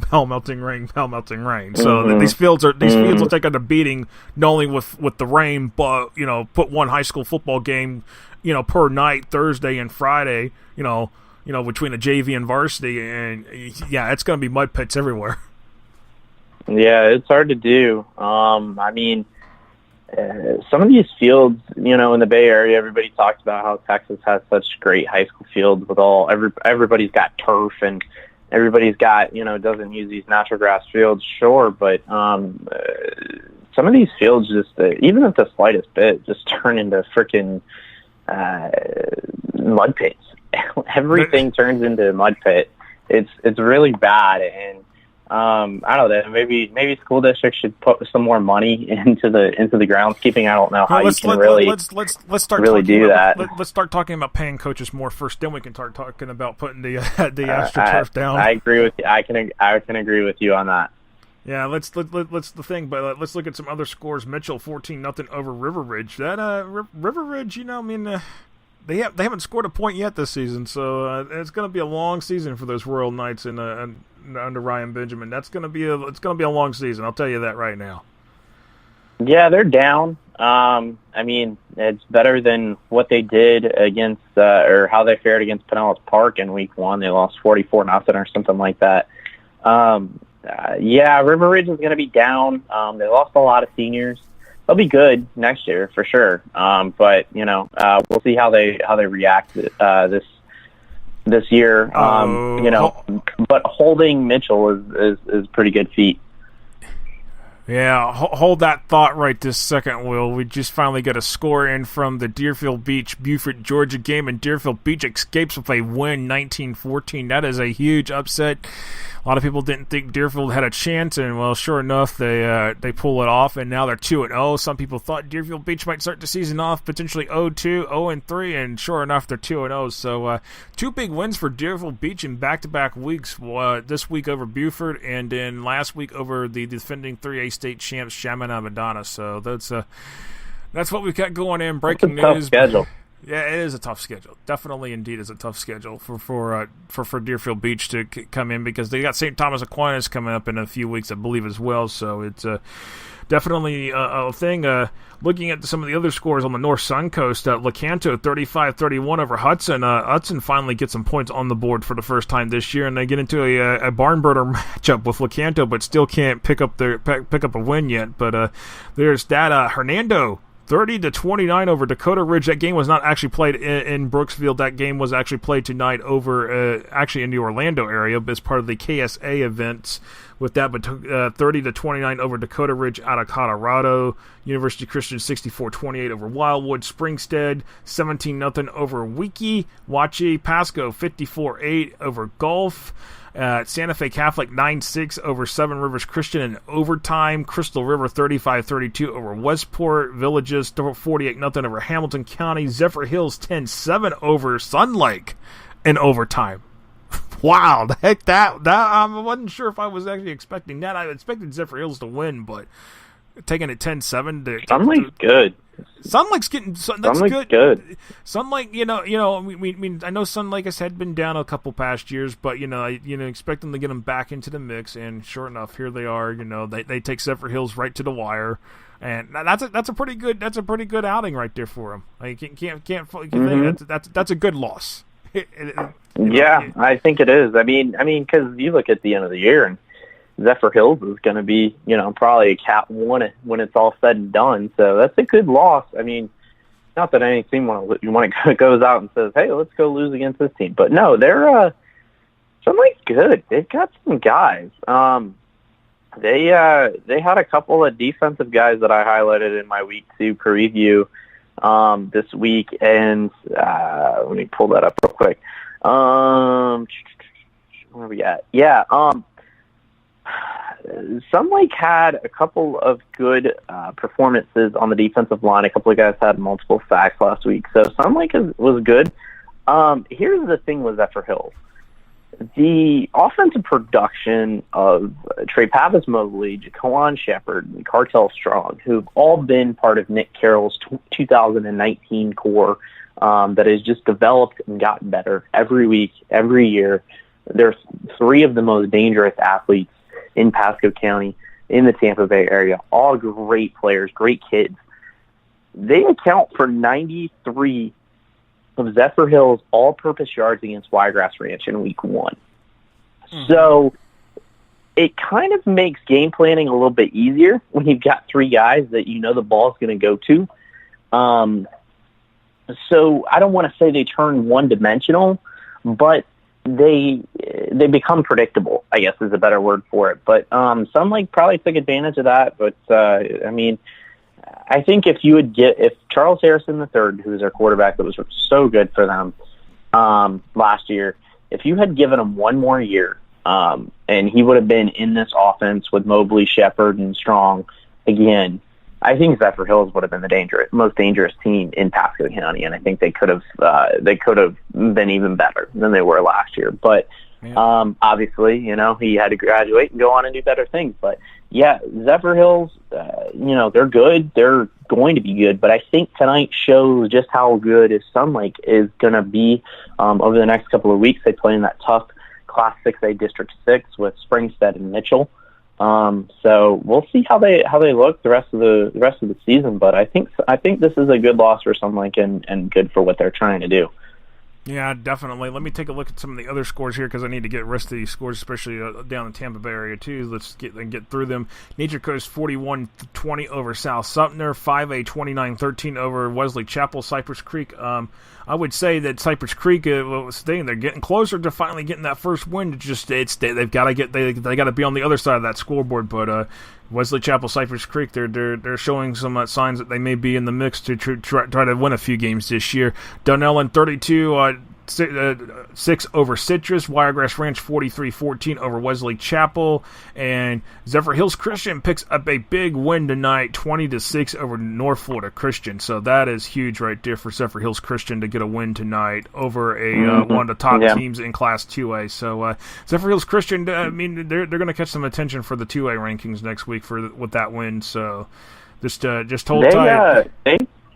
They've got a good little ball club up there. I think one of the games that I'd love to see is Zephyr Hills versus Zephyr Hills Christian, because Zephyr Hills Christian can hang in there. They battled with Victory Christian last year in the playoffs, and I think they'll do it again. I think they may actually beat Victory Christian if they get the shot. But Zephyr Hills Christian's pretty good. They got a good ball club. And they showed it tonight. They've got a nice little core of seniors that they've been developing, same kind of with Zephyr Hills. But Zephyr Hills Christian has done a good job of putting guys together. That's a big program win. It's not just a big win for their season, but that's a big program win since this is only their second year in FHSA play. So it's a big program win, and I think it's a big step. They've got IMG Academy. I don't think it's their varsity team. I think it's their white, if memory serves. I don't know. Whichever the two is the lesser team. The blue is your national team. Your white is your varsity team. So the white team is what you're. So they've got IMG Academy white next week at home, and they've got Calvary. They're at Calvary Christian and at Indian Rocks Christian, and then they've got Fernandina Beach and Victory Christian down the stretch. They can get through that schedule and through the teeth of their schedule. They could do some pretty good things and can be a big time playoff contender and maybe even grab one of the first round byes. Yeah. So this is a big step for them and a big program win. Obviously, that North Florida Christian win is going to show big at the end of the year when we put together the playoff. Yeah, the playoff points and stuff. Yeah, definitely looking at that.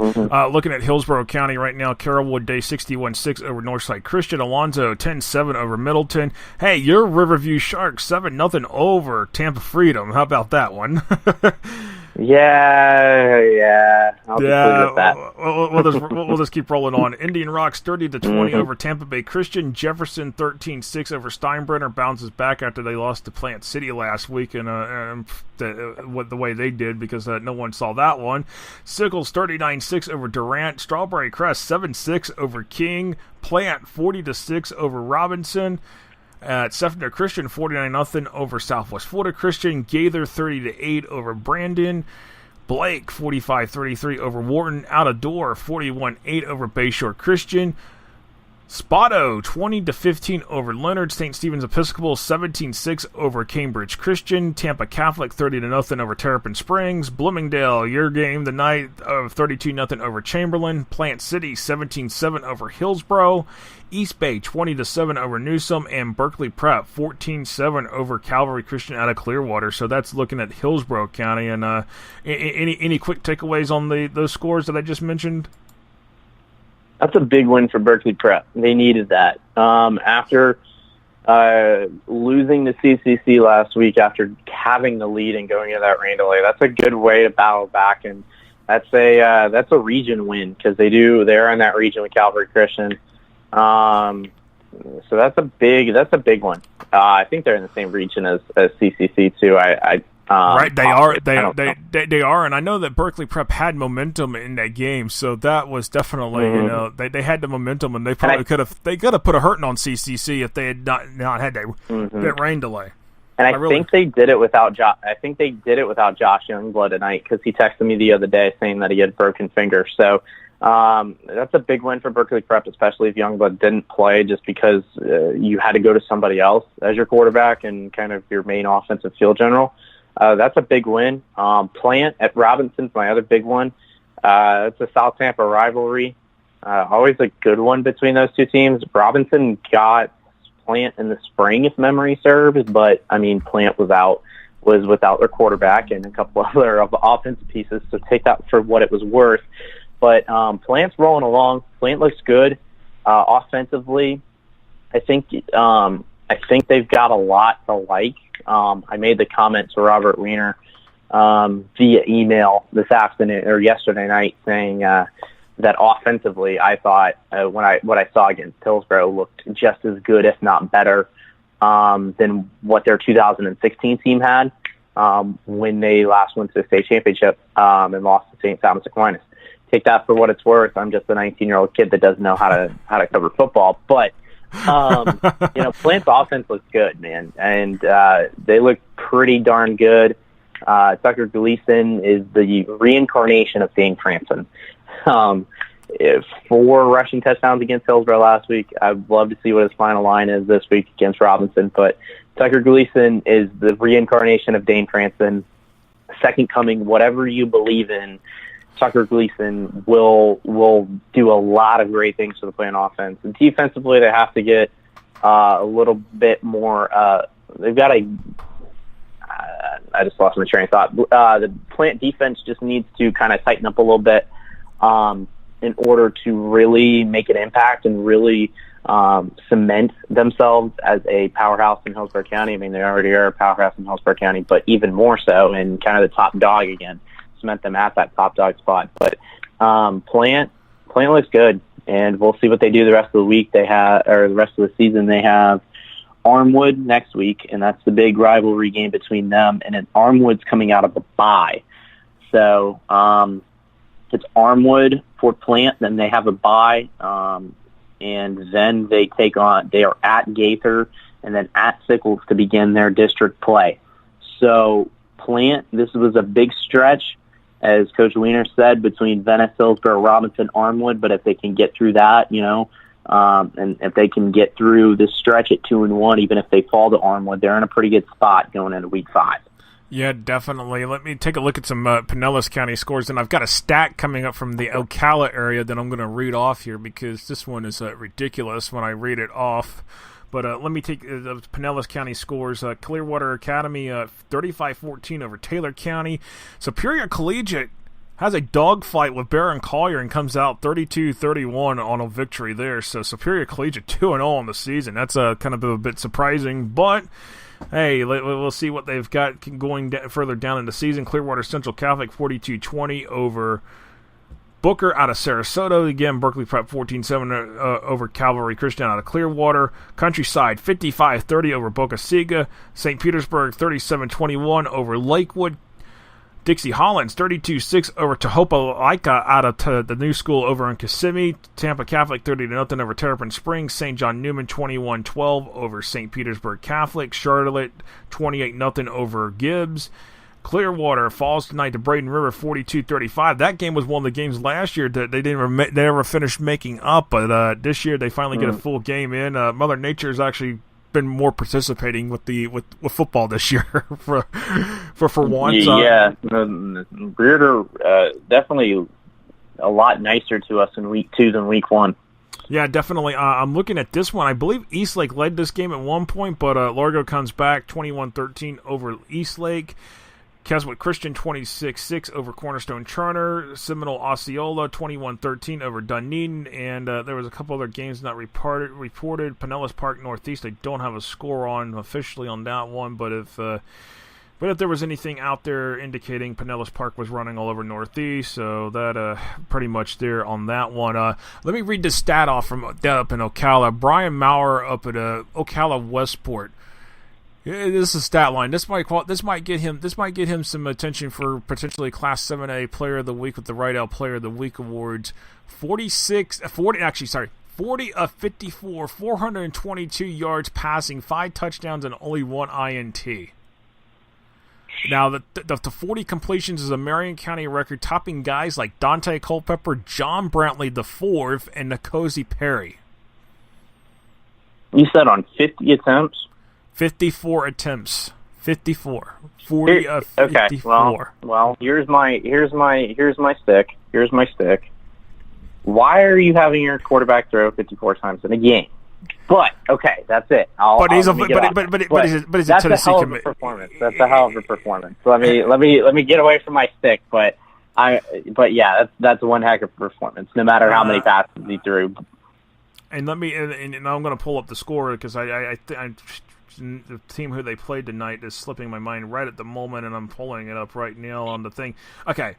And by the way, they lost 35-32 to Crystal River. So this tells you something, hey, I mean, that's still, to lose by 3 like that, that's not bad. I mean, you played a heck of a ball game, and you played it close. I mean, to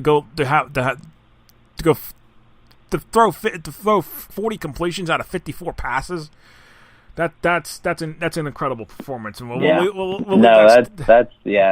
that's a heck of a stat line. That's a heck of a stat line. So right there on that one. Looking at a couple other things here. I'm going to go into the South Suncoast real quick. South Suncoast and Southwest Florida because I need to get those scores out there as well. Port Charlotte 52-6 over South Fort Myers. Golden Gate now 2-0 after giving Immokalee the business last week. They beat up Lemon Bay this week 31-16. Cardinal Mooney runs all over the IMG Academy White team 41-6. DeSoto County falls tonight to Avon Park 27-13. Charlotte 28-0 over Gibbs. Bayshore 19-3 over Lakewood Ranch. Sarasota falls to Southeast tonight 15-9. Out of Door 41-8 over Bayshore Christian. Venice 19-2 over Sarasota Riverview. Brayton River 42-35 over Clearwater. IMG Academy, the blue team runs all over Miami Norland 49-14. Manatee pulls out a close victory 29-20 over Palmetto. Hardy gets a 29-28 2-overtime victory over Sebring, and that's for that on the South Suncoast. Actually, the Heartland region is the other region I did not drop into. Let me drop in real quick on those guys because don't want to forget anybody in the particular regions and stuff. All Saints 48-14 over First Academy out of Leesburg. Lakeland 55-7 over Cooper City. Moorhaven 14-6 over Lake Placid. Winter Haven 28-10 over Sebastian River. Frostproof 30-20 over Haines City. Lakeland Christian 14-13 over Auburndale. Monsignor Pace 30-10 over Clewiston. Foundation Academy 20-13 over Kingdom Prep. Lake Wells 46-6 over Okeechobee. George Jenkins runs all over Bartow 48-0. Ridge Community 28-14 over Boca Raton. Lake Gibson 22-16 over Kathleen. Fort Meade 39-13 over Lake Region. Mulberry 7-0 over Ponciana. Victory Christian 28-6 over Tenorock. And looking at a couple other ones, LaBelle 35-13 over Evangelical Christian. So those are scores in the Heartland region over there. And then I got Southwest Florida left. But anything surprising out of the Heartland region that kind of stood out? Kathleen Lake Gibson was a little bit. You said Lake Gibson won 22-14.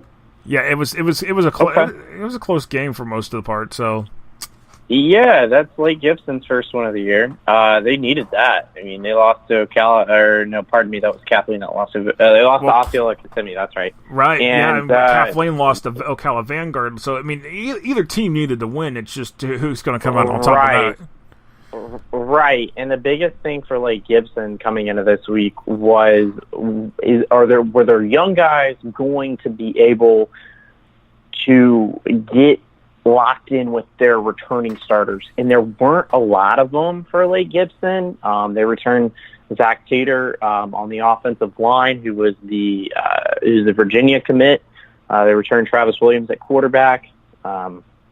Aside from that, they didn't return a lot, especially offensively. Hunter Brosio on the back end, defensively at the linebacker spot. They didn't return a lot. So it's a big win for them to be able to kind of get their young guys locked in and get going.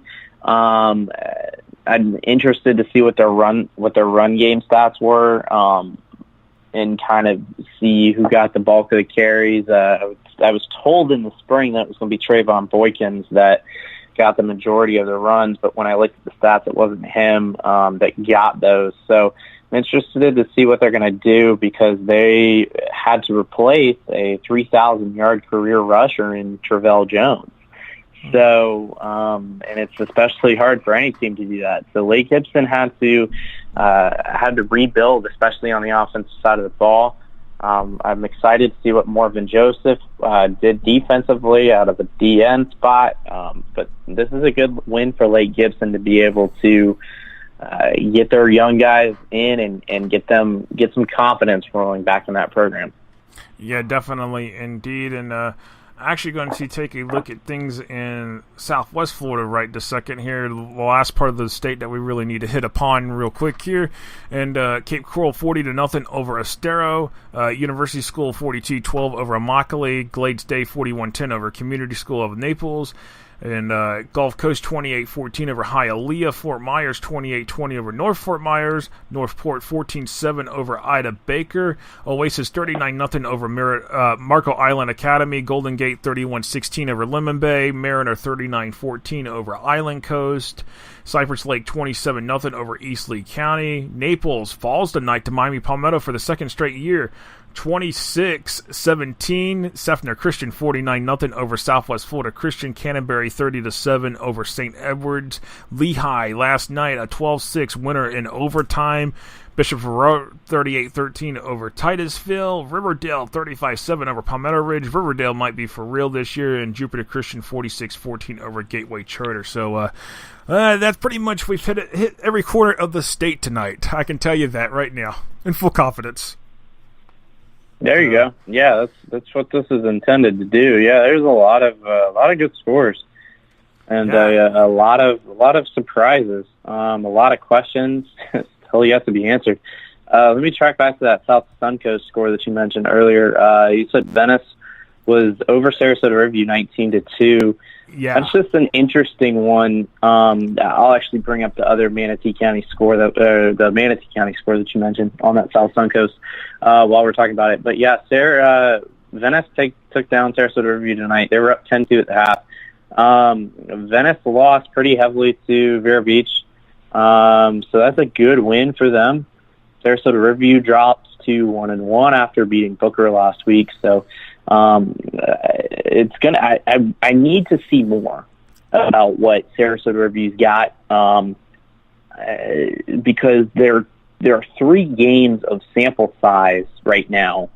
Are a 44-14 loss against Armwood in the Kickoff Classic, a blowout win of Booker in Week 1, and then a loss to Venice.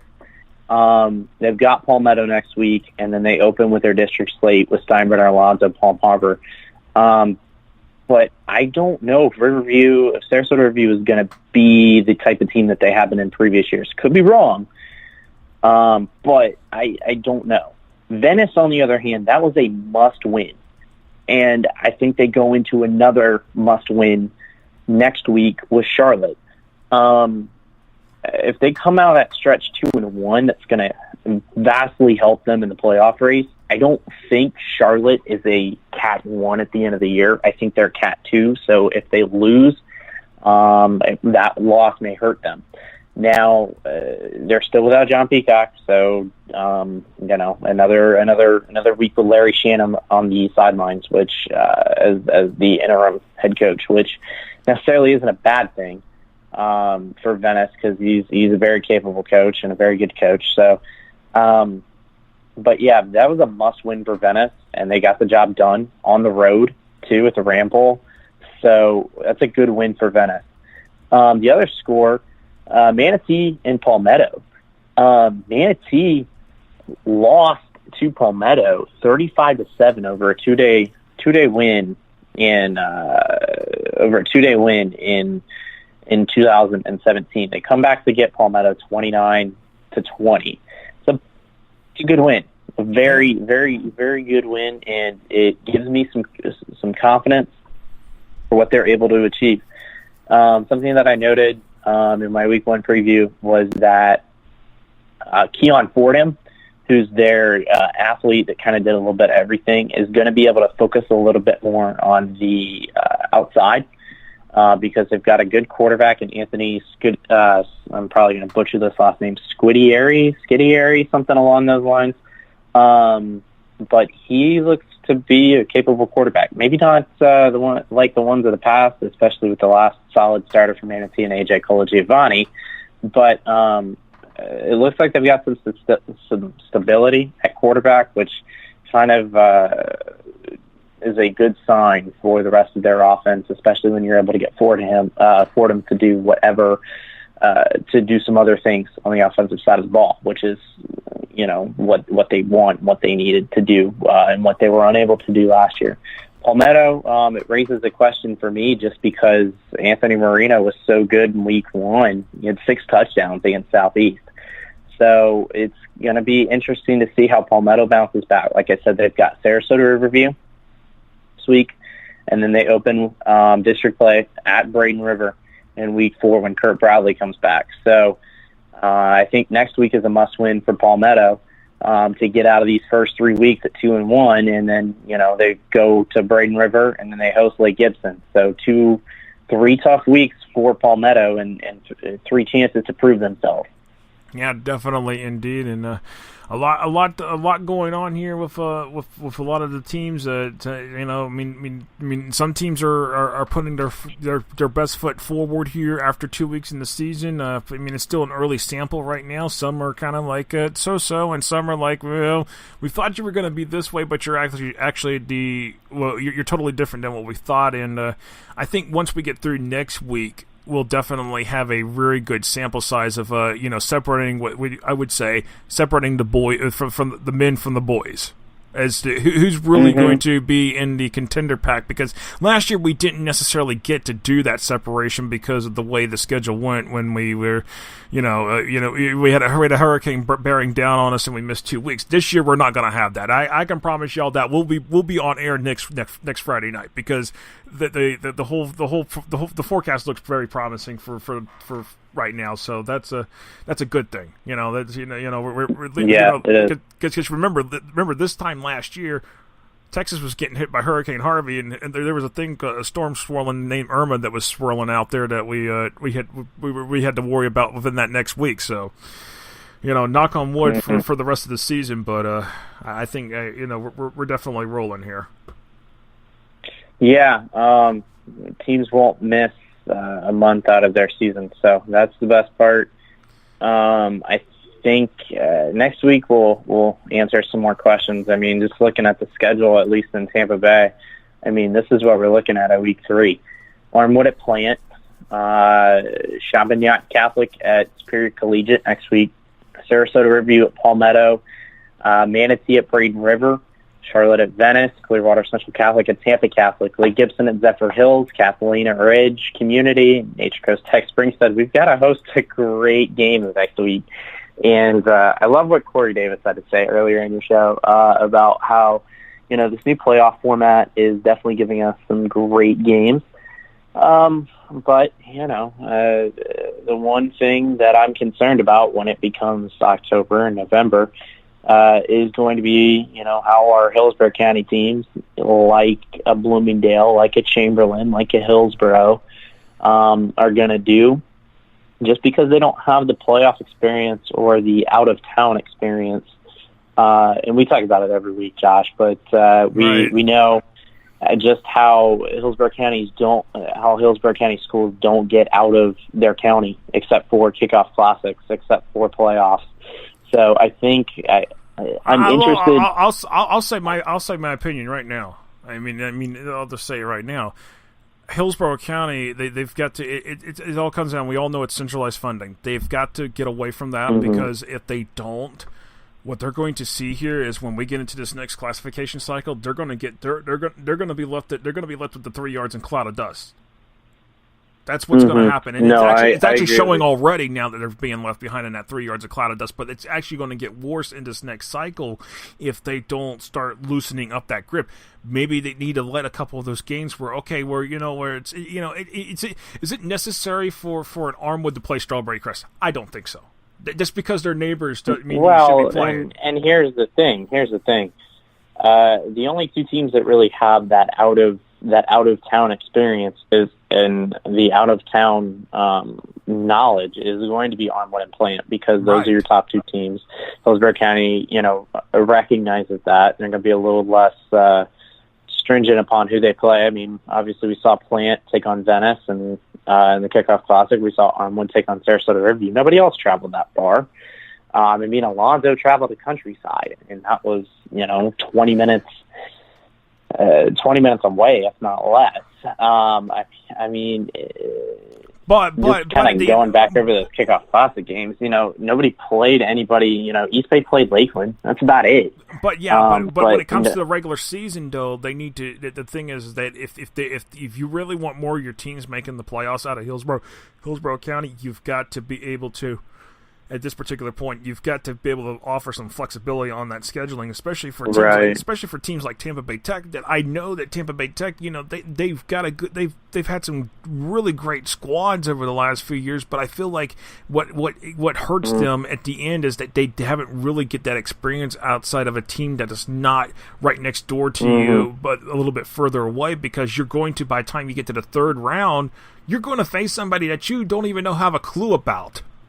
I mean, that's what's going to happen. And if you take a look at some of these Hillsborough County districts, if you look at it from last year, Class 6A District 7, which has Armwood, which has Hillsborough and Chamberlain, 3 of those teams went to the playoffs. They took 3 teams.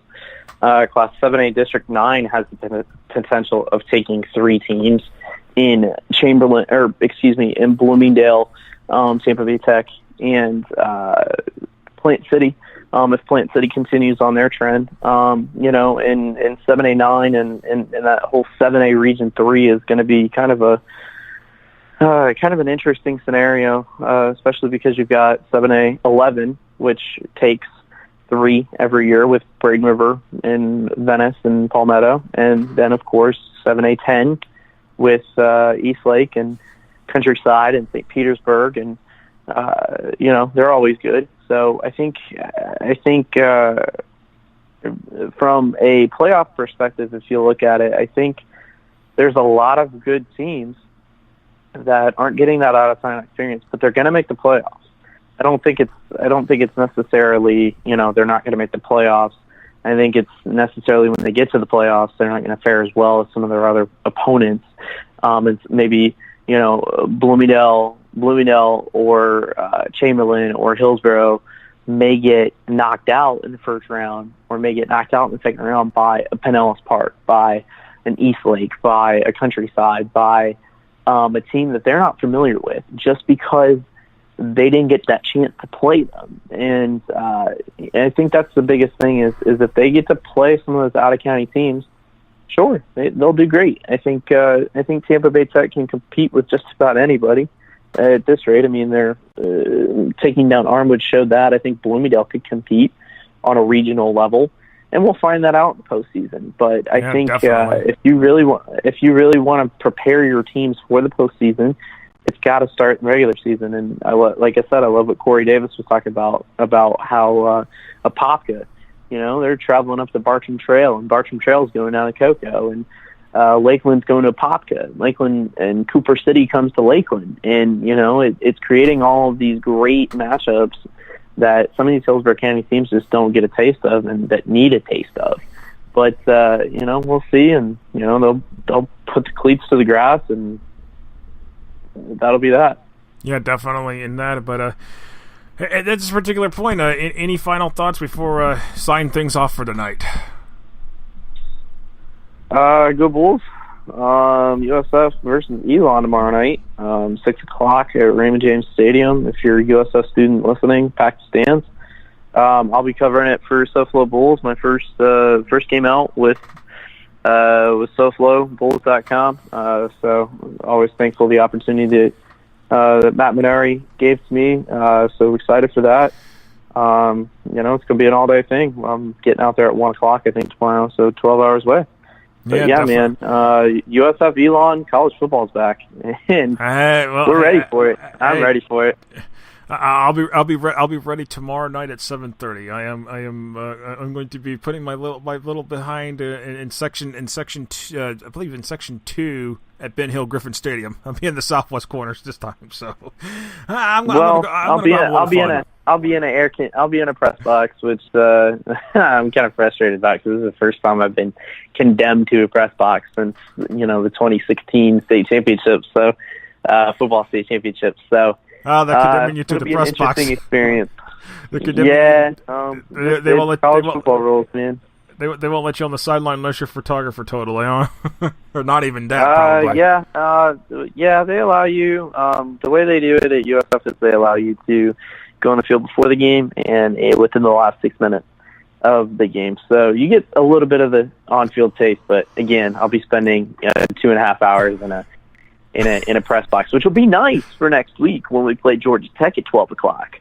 But yeah, it'll be a little bit different than what I'm accustomed to. Yeah, definitely, indeed. We'll definitely we'll hang on the line after everything. Let me end the show, and then I want to get with you real quick afterwards. Okay? Sure. All right, so that was Will Turner from the thing. Let me get Will. Let's do it again. It's at WT. Okay, so the Twitter handle's at WT Pro Tampa, right? Yep, WT Pro Tampa on Twitter. Yep. W Turner Productions. Yeah, right. It's WTurnerProductions.com is what the site is. Mm-hmm.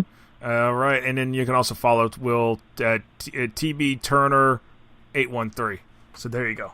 That's how to do it. But anyways, guys, that was Will Turner here from the Tampa Bay area. Guys, we've got to end this thing. All good things must come to an end, as they say. And, we'll end it for this Friday night. We'll be back. Actually, it's in Saturday morning now, but we'll end it. We'll be back for week 3 next week here on FortHSFootball.com. Appreciate everybody for all my guests that have come on tonight. John Santucci from the TC Palm, Corey Davis, DuvalSports.com, Marty Palmer, the voice of Bishop Kenny Football, 92.5 FM in Jacksonville as part of the 1010XL network. And then Will Turner as well, and then also Will Brown from the St. Augustine Record, Jason Beatty, Orlando Sentinel correspondent and publisher of Knights 247. So appreciate everybody taking the time to join on. I didn't get the nomination form out for the Right Out Player of the Week, but we'll get those out. We'll get that out tomorrow morning. That way coaches can nominate players for week 2 Right Out Player of the Week. 8 winners and 1 for each classification. So anyways, everybody have a great weekend. Have fun watching college football this weekend. And happy Labor Day. Yeah, it's Labor Day. Can't believe that. It's Labor Day. Hey, have a great Labor Day. Have a great 3-day weekend. We'll see you back next week here on FortHSFootball.com. Friday Night Scoreboard.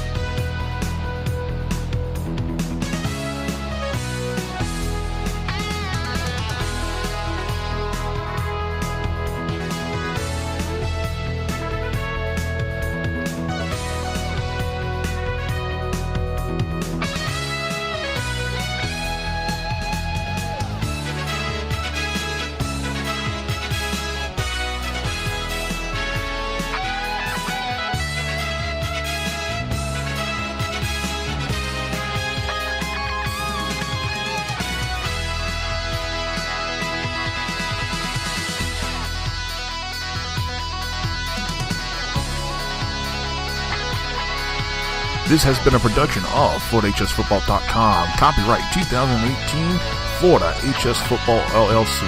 All rights reserved.